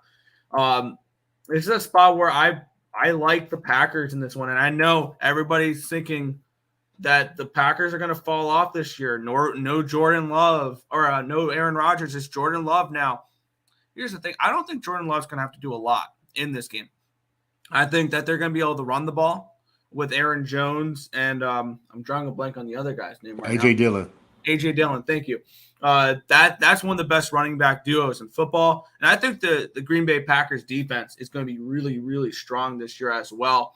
And as long as they're able to slow down the run game of Justin Fields, I think that the Packers can win this game going away. So I'm on the Packers money line. I got him at -105 about a week ago. I am on Green Bay in this spot. I like the Packers to take care of business in this game and continue their dominance over the Chicago Bears. The last time the Bears beat the Packers was December 16th of 2018, which I'm assuming the Packers were resting starters at that point because the Bears were 5.5-point favorites in that game. So with that being said, I'm on a little bit of Packers action, and I like Green Bay here. LJ, your thoughts on this game? Yeah, I'm right there with you, Nick. I didn't bet it, but Green Bay, man, if I had to make a bet, historically, like you just mentioned, they own the Bears, and I believe it's not going to change even without Aaron Rodgers, to be honest with you. It's just one of those things where if a team has your number, you have to prove that you can beat this team, and they're going to have to prove it to me before I can bet them. But far as the numbers, they match up more total yards, more first downs, more passing yards than Chicago. And Chicago's very limited in a passing game. Now, they did add DJ Moore to help out Justin Fields, but I have to see it first. I got to see the chemistry, how the connection works and things like that. But as far as rushing, man, if they can pound the ball, this could be a low-scoring game. The Bears, as far as on defense, man, they allowed the most touchdowns on defense last year. Points scored, passing, allowed 15 points in the first half, bottom 5 in turnovers. So the defense needs a lot of work, and as far as Justin Fields, he's running all over the place, trying to get away from chaos, pass rushes, and things like that. So that leads me to take his over 59.5 rushing yards, -115. I think it's low. He averaged 76 rushing yards last year throughout the season, and he averaged 83 rushing yards at home last year. So I believe that's going to continue. He wants to be a better passer, so I'll give him credit that he's going to try to look to stay in the pocket and be a pocket quarterback at times. But his true tendency is to get out away from the rush and run for first down. So I believe he still will continue that today, getting away from the Packers pass rush. But as far as the Packers, man, They averaged 3 punts a game, top 5 in the league last year. That was very low. But does that change now that Aaron Rodgers is gone? Is Jordan Love going to be able to move that ball? You know what I'm saying? That's what we have to find out. But far as my play in this game on a side prop for them, I'm going to take a shot at Aaron Jones over 85.5 rush plus receiving yards because it's going to be a lot of dosage for him. That's going to be his safety net today. Jordan Love getting out of trouble. Aaron Jones should be right there for him to maybe do a screen, a dump off pass, things like that to get him out of harm's way. He averaged 94 at this number career versus last 6 times versus the Bears. He averaged 94 rush plus receiving yards. And he's hit the number 4 out of the last 6 matchups versus the Bears. So I trust Aaron Jones will get that 85.5 rush plus receiving yards prop. I'm taking Justin Fields over 59.5 rushing yards, minus 115. As far as the side, I would bet Green Bay, but I just didn't bet it because I'm on props and I don't want to be on a lot of things in one game. So those are my plays. I really like Jordan Love. I think he's going to have a really, really good year, and he's going to be the reason why the Green Bay Packers are going to win this division. And I know everybody's going to kind of write him off. No Aaron Rodgers. I think the Aaron Rodgers trade is going to be really good for both sides of that trade because now you get Jordan Love, who's been sitting behind Aaron Rodgers for the last couple of years. Not to mention, we saw Jordan Love play a game last year. He came in. He started against the Eagles, and that was the most points the Eagles had allowed up all year, besides the Dallas Cowboys game later on in the year. Jordan Love looked really, really good. I'm not worried about him, and I think he's going to have a really good year. I think Jordan Love could be a really good candidate for a starting quarterback if you're playing fantasy football this year. So I really do like the Packers in this one. And if I don't like them even more, I'll let Lenny tell you guys. Go, Pack, go. For it. So I'm on the Packers today against the Bears. I think the Packers win the division. And I think it starts today with the Green Bay Packers beating the Bears. I like it. Back to the chat. Where did we leave off? Oh, everyone, let's remember, no lead is safe today. Big leads were blown last year, and it's all about to happen again. I'm ready for in-game bets. There you go, Joe. Maybe you could in-bet the no. Always remember, anything can happen. That is correct. Anything can happen. You never know. The Texans can win the Super Bowl. Anyways, Joe sounds like a Colts live money line. Maybe. Could be. Everyone on the Packers, though, makes me pause. Haven't won to Bears since 2018. Everyone's on the Bears. Everyone's on the Bears, dude. Christian Walker injury doesn't concern y'all? No. I will take Flyers on Fields anytime touchdown and more receptions. Good luck to that. Dobbs is questionable. Fields either changes the perception of the Bears today or it's the same old Bears and they can't get it done. I think it's the same old Bears. Bears minus 6.5. No. just no. I know you're taking your alternative. Take your homer hat off. Yeah. Put it off to the side. Realize that the Green Bay Packers is the play. And the Bears are 3-15 as a home dog in their last 18 games. So there you go. So who you like in the WNBA? Yeah. Duh, Bears win. Love sucks. No. I'm on a small Earle Bro 2-teamer. Remember 9/11 Jets Giants money line parlay. I like that. Especially, I mentioned it because I don't know what the exact percentage is. Mets, Jets, Giants, Yankees on 9/11, they win. They hit at a really high rate. So tomorrow I will be on the Mets and I will be on the Yankees and I will be on the Jets and I'll have a parlay of all three together. Awesome. Yeah, all the sharp videos and write-ups I've seen on Packers. Okay. But all the money's on the Bears. I'm not really a big fan of this one though, Nick. Yeah. We have the Las Vegas Raiders taking on the Denver Broncos. And, of course, quick message from Russell Wilson. Broncos country, let's ride. Broncos country, let's ride. The Broncos are now -3 favorites with a total of 43 in this game. Let's take a look at the line history in this spot here, where we have the Broncos. They opened up, I believe, at a 3.5. They opened up at a 3. It went up to a 3.5, 4, 5, 4.5, 5. It got up to a 5 at one point, and it's come back down to a 4.5, down to a 3.5, and it's now down to a 3.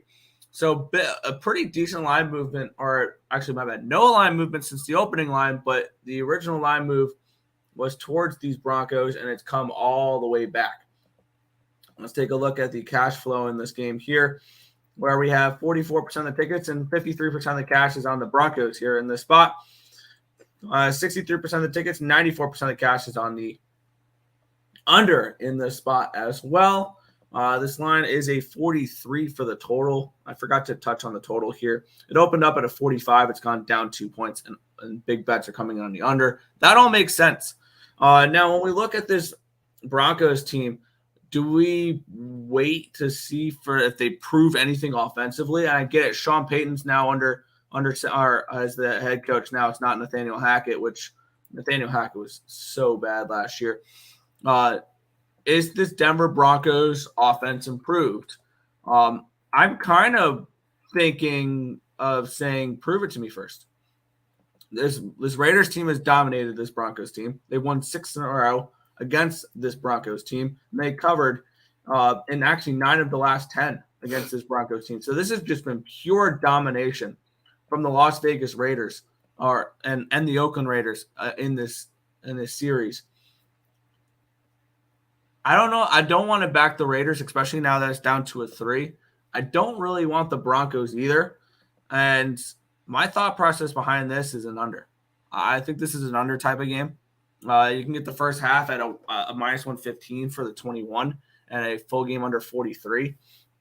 One thing we saw from the Broncos last year is they really struggled to do anything offensively, and their defense was elite.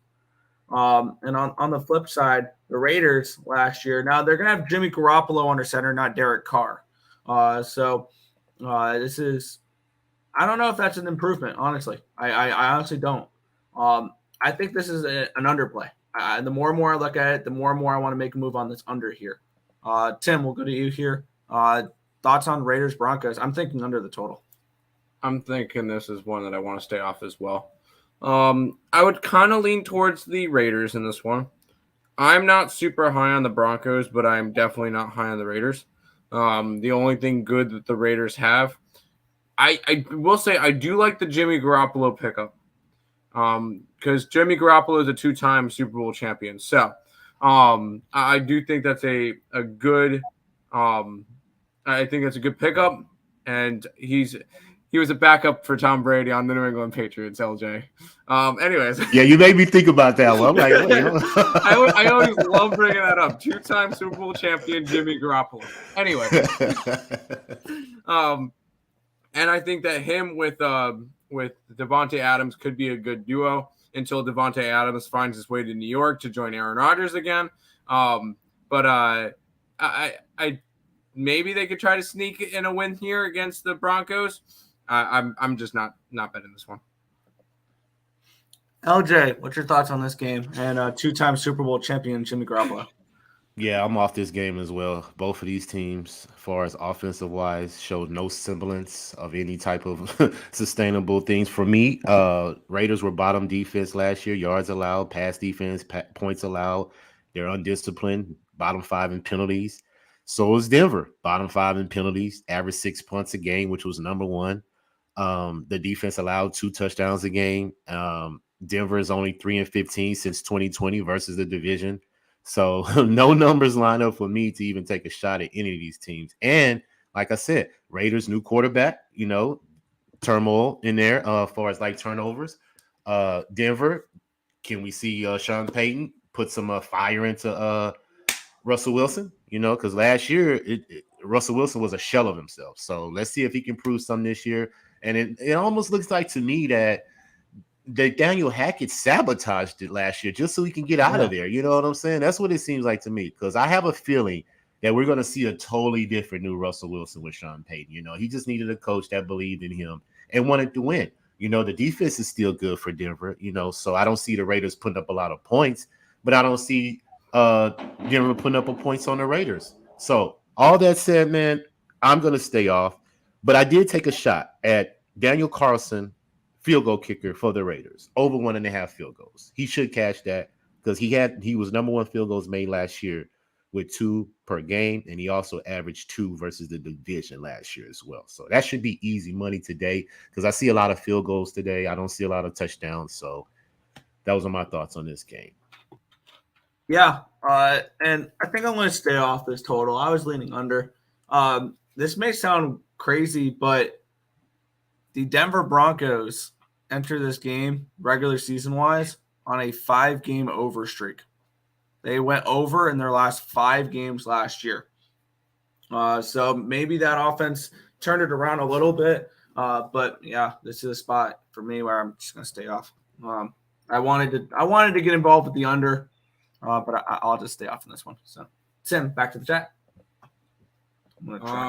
Neil made a donation, a $1,600 donation to Bills minus 1.5 tomorrow.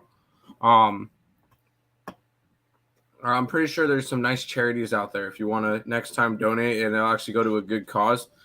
Jets are winning. Hell yeah, we got a return of the Russell Wilson can't cook. Let's ride clip. Are we going to get a new Jets clip when they win? Maybe that Rodgers don't poke the bear line from the hard lines. But do we have to? Do we have to change the thing? Because I still really like the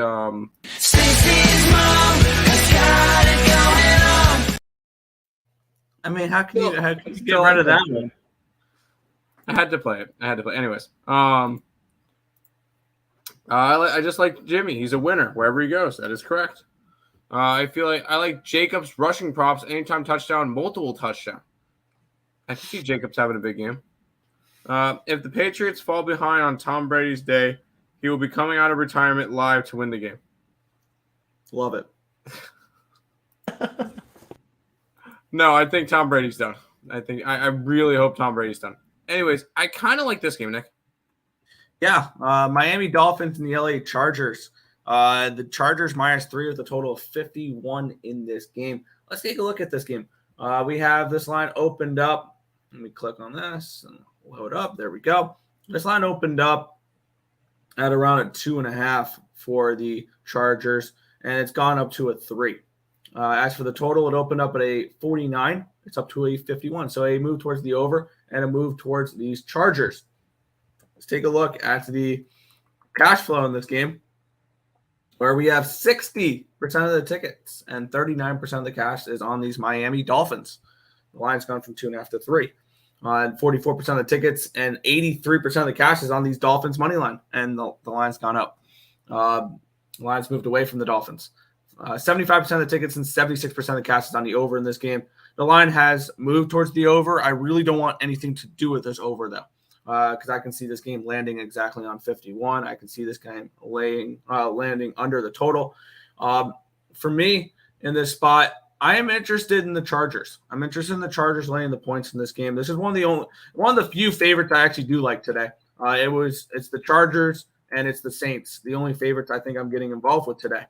And I am going to move on the Chargers -3. I think that on paper, this Chargers team has the potential to be one of, if not the best team in the NFL on paper. Granted, their head coach is a moron, and this is a cursed franchise. But with that being said, I don't know about you. I don't want to mess around with the Miami Dolphins because you never know when halfway through the game you're going to be relying on Skylar Thompson or Mike White to win you a football game. And that's what you get when you back the Dolphins with Tua. And would it surprise me if Tua does not finish this game? No, because this is a Chargers defensive line that I think can get after Mr. Tagovailoa. I am going to be on the Chargers -3. I'm adding that as we speak right now. I like the Chargers in this spot. LJ, what are you thinking for this one? I'm right there with you in the passenger seat, my guy. I'm on the Chargers -3. They're a very good ATS team, 11-6-1 against the spread last year, so very good. And Justin Herbert, I'm high on him as a quarterback. He has a new coordinator in Kellen Moore coming over from the Cowboys, so I think he's going to add a lot of different schemes to Justin Herbert to be successful. He averaged 270 yards passing last year, man. So he's slinging the ball, 42 pass attempts average a game. So that lets me know that they're not worried about running the ball. They were number 2 worst rush percentage last year, averaging 88 yards a game. So I think that it's going to stay the same. That's why they brought Kellen Moore over there, to give Justin Herbert more opportunity. So I'm definitely on the Chargers -3. I'm on his prop as well, over 37.5 pass attempts, -107. Like I mentioned, he averaged 42 last year. You get what I'm saying? And last year versus Miami, he had 39 completions, 51 attempts, 367 passing yards last year versus Miami. So he could easily do that again. Miami's very vulnerable on defense, in my opinion. They're not disciplined as well, bottom 5 in penalties. Defense allowed 37 pass attempts a game last year, so that works out for my prop. They allowed 14 points in the first half. So if you're interested in the Chargers first half, that's a good look as well, because they are a strong first half team and they tend to give it up in the second half. But I believe they're going to fix those issues this year with a more healthy defense that they can get Khalil Mack coming back, a lot of more pieces. James, I forgot his first name, but James is coming back in that secondary. And plus on offense as well, man. Keenan Allen was hurt. I think his tight end was hurt. So as long as Justin Herbert has his pieces, man, he's a bet on quarterback for me. He's top 5 easily, in my opinion, in the NFL quarterback. So, but today, I think I have to see the offensive line protect Tua. That's the issue. Because if they can protect him, he's going to be on the ground. And like you say, I wouldn't be surprised if he doesn't finish the game, especially if that pass rush is coming at him at a heavy dosage. So, all that said, I'm on the Chargers -3, and I'm on Justin Herbert over 37.5 pass attempts -107. Yeah, I also just made another add to this game as well. I'm taking the Los Angeles Chargers team total over 26.5 at -130. I see them putting up 27 points at least in this game. So I did lean towards the full game over. My question is, how much is the Dolphins going to contribute? Which I think the Dolphins can contribute to this over as well. But I feel safer isolating the over to just the Chargers here. So Chargers team total over 26.5 at -130 as well. Tim, your thoughts here, Chargers and Dolphins. All right, I'll be on an island. I'm on the Dolphins in this one. I know there's always a chance that Tua doesn't play the entire game. I personally have – I know LJ disagrees with this one. I have the Dolphins winning the division. And that obviously that's off the precedent of Tua stays healthy all year, which we'll see. But I think that there's enough weapons on this Miami team that they could be dangerous. Tyreek Hill is going to have another big year. And if we could see Tua and Hill match up a bunch, I think that's a really good duo as long as Tua can get it to him. Yes, there's a chance that Tua might not play the entire game. There is always a chance. There's a chance with everybody in the league. But I like the Dolphins in this one. I'm getting plus money for a team that I think can have a chance to win the AFC East. So I grab the Dolphins at plus 130 in this game. Fair enough. Back to the chat. Neil, he's trolling us, saying that he'll be in chat Tuesday morning, trolling hard once Josh Allen drops 35 on the overrated Jets defense. I don't think they're overrated. They were one of the best defenses last year, statistically wise, so I don't think they're overrated. But we'll see how it goes. At the end of the day, it's one play. We'll see. Their head coach is a moron. Yes. The return of Mike White masterclass in the future. There you go. Who are your favorite kicker props? LJ, I'm on Carlson, Tucker, and Koo. LJ responds that he has a 3-team kicker parlay: Carlson, Tucker, and McManus. There you go. Kicker props. Let's get it. All right, Nick. This is the game. I'm really interested in this one, and I think I'm going to add a look to this game as well. We have the New England Patriots taking on the Philadelphia Eagles in this one here. The Eagles are actually down to a 3.5 now with a total of 44.5. I moved on this game a little earlier. I kind of remembered the line I got for it. I want to say I got 4.5 with this game. I moved on the Patriots. I'm on New England here. I got him at 4, and I got him at 165. Let's take a look at the line history in this spot here between New England and Philadelphia. This line opened up at a 3.5. It moved up to a 4, 4.5, and it's come back down. So no line movement on the side. There's been line movement, but the line is the same as it opened now, back to the 3.5. Line opened up at a 46. It's down to a 44.5. So 1.5 point line movement towards the under in this game as well. Let's take a look at the cash flow in this game, where we have 72% of the tickets and 39% of the cash is on the Eagles money line. 53% of the tickets, 43% of the cash is on the spread. We have 70% of the tickets and 85% of the cash is on the under. The line has moved a 1.5 towards the under. So this line has moved correctly towards the under, and I actually agree with this under here. When I looked at this game, I see Bill Belichick having a game plan in place to slow down this Eagles offense, and that's part of the reason why I bet the Patriots to win this game outright. They're down to a 3.5. They're down to a 156 on the money line now.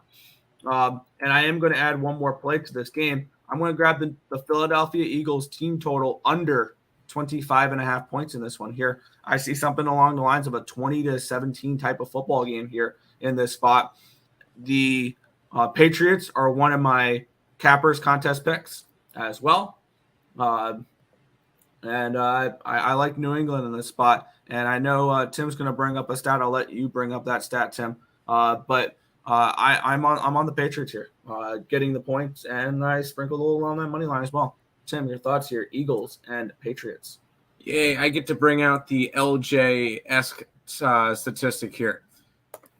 Teams that lose the Super Bowl are 4-16 against the spread in week number 1 the next year, since 2000 in the last 20 years.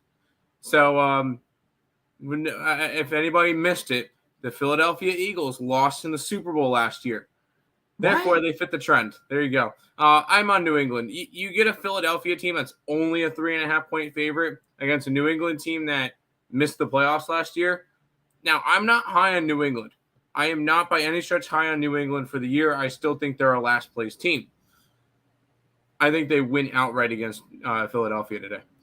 And when it comes to it, this just seems like one of the biggest trap lines of the week, because didn't this one open up at a 5? It opened up at a 3.5 and went up to a 5. Okay, 3.5 went up to a 5, went back down to a 3.5. I like New England in this matchup. I think they win this one outright versus Philadelphia, and we're taking that trend, 4-16 against the spread. Teams that lose the Super Bowl in week number 1 of the next year. Yeah. Also, I remember seeing another trend. I don't remember the exact numbers, but I know it was higher than 60% to back teams that missed the playoffs the previous year against teams that made the playoffs the previous year as well. That was another one, because people overreact to these playoff teams. LJ, Eagles, Patriots. Do we think the Patriots are alive in this game at all? What's your thoughts? Hey, I'm not mad at it because the Eagles don't cover on the road. 2-6 last year on the road against the spread. So New England's very alive in this game, but I didn't take a side. I trust the Eagles more at home than I do on the road. And New England, Matt Jones has to prove to me that he could be a serviceable quarterback. And New England was 0-3 last year as a home dog. So that kept me off, trying to pick a side on either one of these games. But as far as Belichick, I expect him to make Jalen Hurts do something that he's not familiar with. That's what Belichick does. He takes away what you do best and make you try to beat him another way. So I could see him coming up with some schemes to harass Jalen Hurts throughout the day. The defense is still solid. They only gave up 20 points last year, and 19 out of the 22 starters are returning from the Patriots. So he has a lot of familiarity there.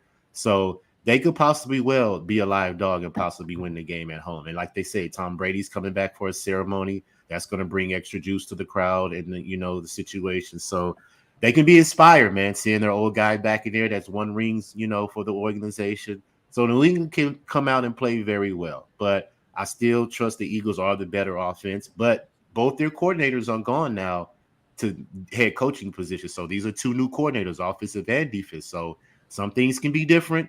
We never know. We have to wait and see. Before as picking a side, I just stayed off because I believe both defenses probably will make a play that will dictate the outcome of this game today. So those are my thoughts. All right. Fair. Back to the chat, Tim. One chat. Definitely under in this Pats-Eagles game. Goddard over 3.5 receptions. I do like that. That's why I grabbed the Eagles team total under. I do like this game to go under the total. We got one more 4 o'clocker, and then we got the Sunday night game, Nick. All right. And this is another one. Seattle Seahawks, 5-point favorites. Total of 46 in this game. Let's take a look at the line history in this spot where we have this line opened up at a 6, and it's gone down to a 5.5, down to a 4.5. It went back up to a 5.5 at one point. We're back down to a 4.5 in this game. So this line has moved towards these LA Rams, even with the announcement that Cooper Kupp is out, which is kind of interesting there. And for the total in this game, it opened up at a 46. It's down to a 45.5, so it's moved a half point towards the under as well. Let's take a look at the cash flow in this game. We have 68% of the tickets and 65% of the cash is on the Seahawk spread, and the line has moved towards the Rams. We have 86% of the tickets and only 29% of the cash is on the Seahawks money line. Once again, the line's moved towards the Rams. We have 71% of the tickets and 81% of the cash is on this under. The line's moved slightly towards this under here. I want nothing to do with the total in this game. I like LA in this spot. I grabbed LA at +5, and I got him at +205. This is a divisional dog that I think is very live in this spot. And I think a lot of people, when we look at this LA Rams team, are really low on them because what they saw last year. I would be pretty low if you're expecting John Wolford and Perkins to be getting snaps at quarterback. Stafford's back, and I know they're missing Kupp, but this Rams team was beat up all the hell last year, and that's why they really struggled last year. I think that this team will be better than people expect, this Rams team. I'm not saying they win the division or anything along those lines, but I don't think this is a team that a lot of people have penciled in for like 3 to 5 wins. I think this is a 7 to 9 win football team, the Rams. I think they win at least 7 this year. I'm on the Rams +5 and on the money line. LJ, what's your thoughts here? NFC West matchup, Seahawks Rams. Yeah, buddy. I think I'm gonna take Seattle. I haven't got to the window yet, but I just think the Rams offense is just horrible right now. But like I said, Stafford was hurt last year, so we may see something different. But I just believe going into Seattle first game, I believe Seattle could take care of business. They rushed more than them last year. They passed more than them last year. Geno Smith, 70% completion percentage last year. So he was spot on for the most part. 25 pass completions, is what he averaged. So he will be slinging the ball. The defense did allow 25 points. So you can score on Seattle's defense. Time of possession was 28, which was second worst. So they don't stay on the field. So that lets me know that the defense can get gassed if the other team is making third down conversions. So all that said, this is a divisional game. I probably would lean towards the under, but I don't know what to expect from Stafford coming back from that injury. And Seattle, Geno Smith, he could probably take a progression from what he did last year. So -5 is a little bit high for me for them to cover. So I just ultimately stayed off the game for the most part. That's fair. Tim, your thoughts here? Rams and Seahawks. By the way, the Rams are one of my Capper contest picks. Yeah, I'm seeing some 4.5s out here too. That's kind of what's put this game's got a very similar feel to that Vikings game. A line that opened up a lot higher than it was, and it just keeps on dropping. Even with Cooper Kupp announced out, the line is still moving towards the Rams, which is telling in itself. Plus, Seattle was one of the big survivor pick ones? No, they were the fourth. They had like 600. But I just think the Rams have a legit shot in this game. I'm a lot higher on the Rams than a lot of people are. once again, like Nick said, a lot of people are not expecting much from the Rams this year. But I think the Rams could be a solid team. And Seattle, I'm not sure what we're going to get out of them because Geno Smith was good last year. Is he going to do it again this year? I don't know if he could necessarily repeat what he did last year. Trust me, I watched him when he played for the Jets. So I like the Rams in this one. Fade the injury report. Cooper Kupp out. Seattle Seahawks plus the points. Yeah. By the way, I'm looking a little bit here for a game we mentioned earlier. There's starting to be some 6.5s popping up for the Arizona Cardinals. There's some 6.5s popping up there, which is interesting. Don't do it. And the Browns on Bovada, and let me take a look if they are on Bet Online as well, are now betting favorites.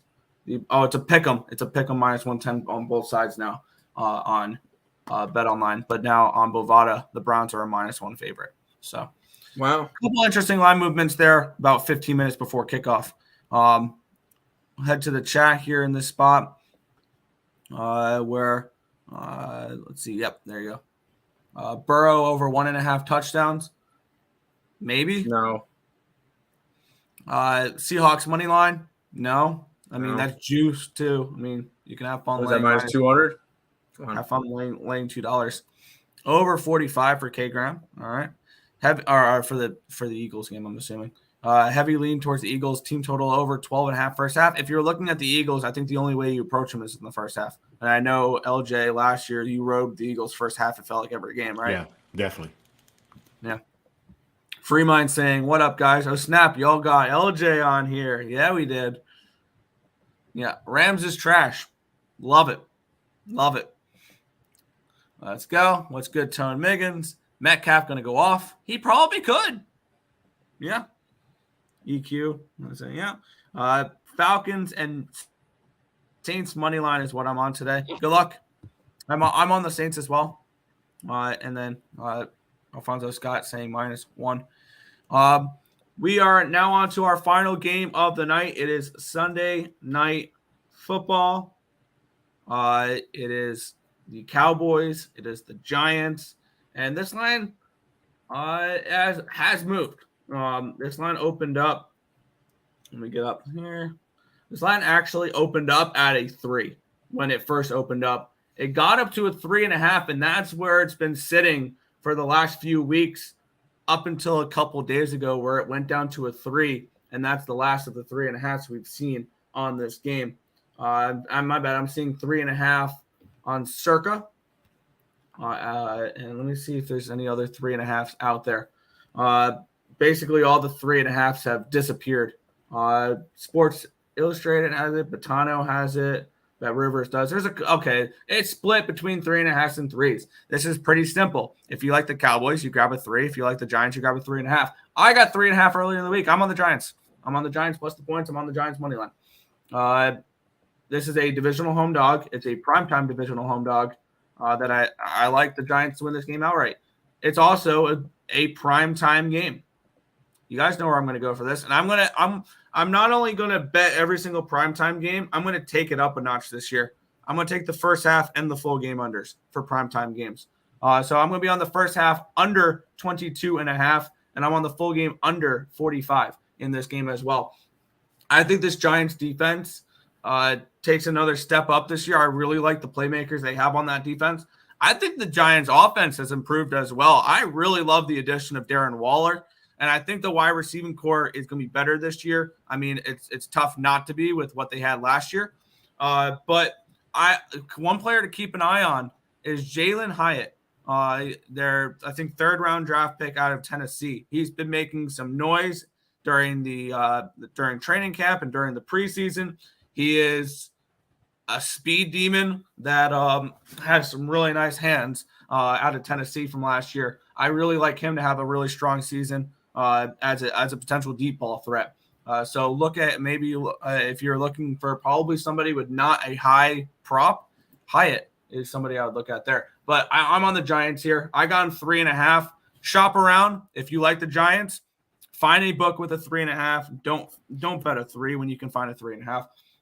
So I'm on the Giants plus the 3.5 money line. I'm also on the first half under 22.5 and the full game under 45.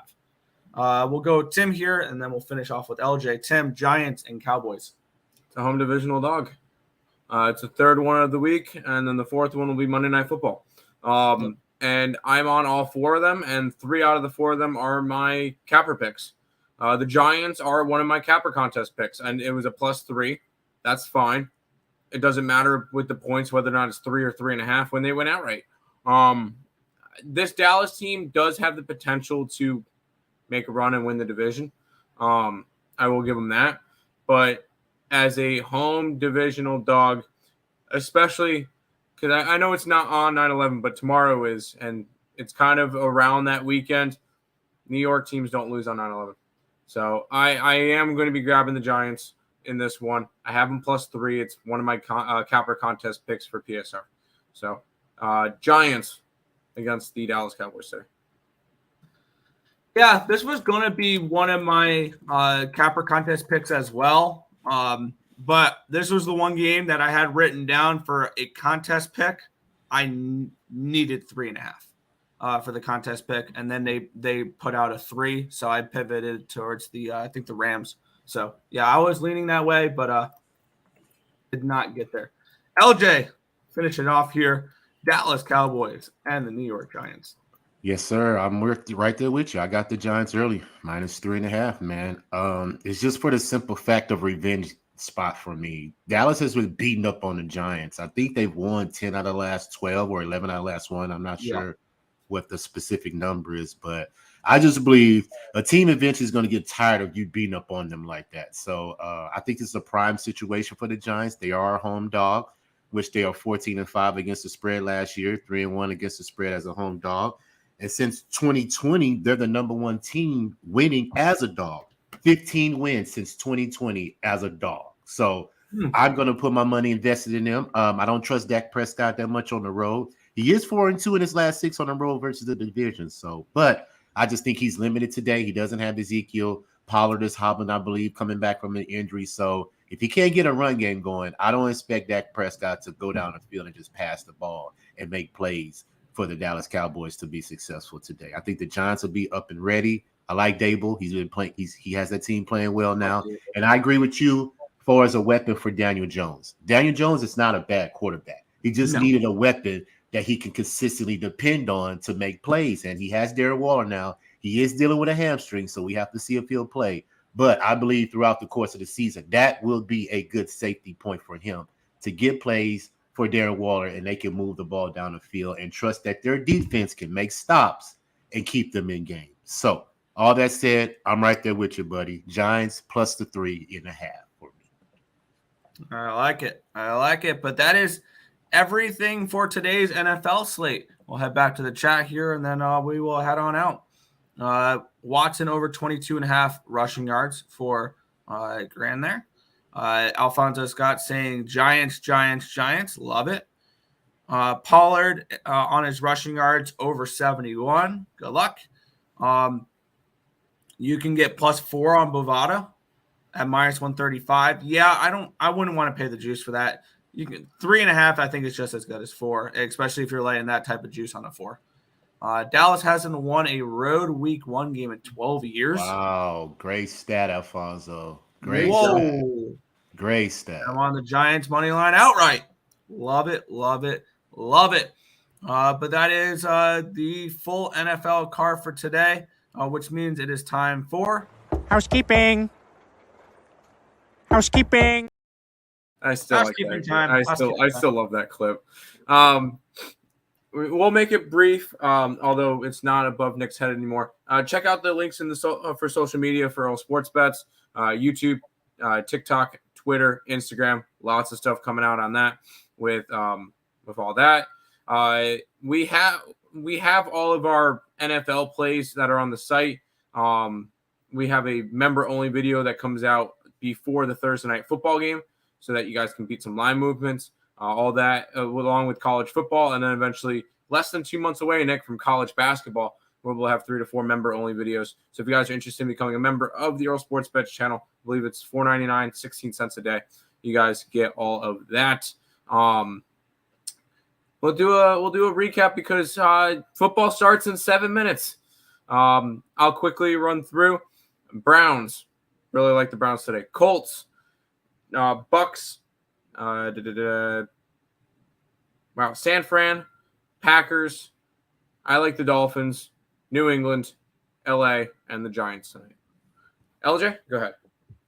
Yes, sir. I'm on Houston plus the 10. I'm on Baltimore's under team total, under 27.5. I got the Saints minus the 3. I have the Giants plus the 3. And I believe those are all my sides. I have a lot of props, but, those are my sides for today. There you go.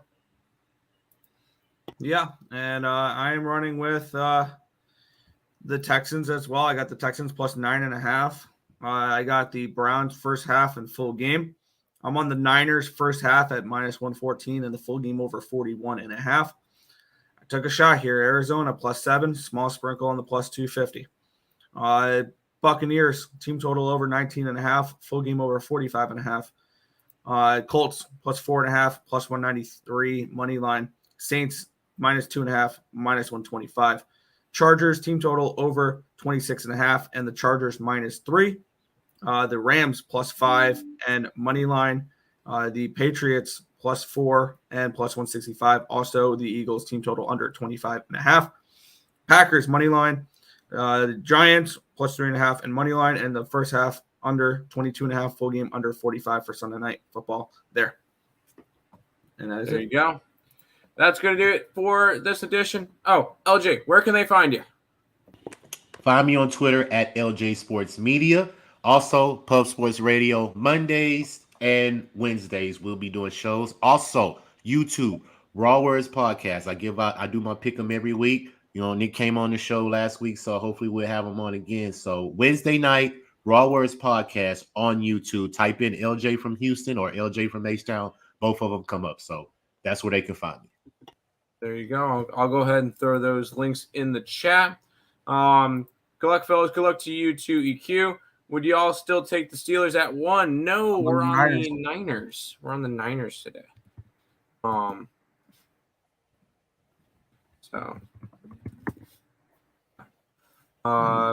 we'll go. I'll find LJ on YouTube and I'll put that in.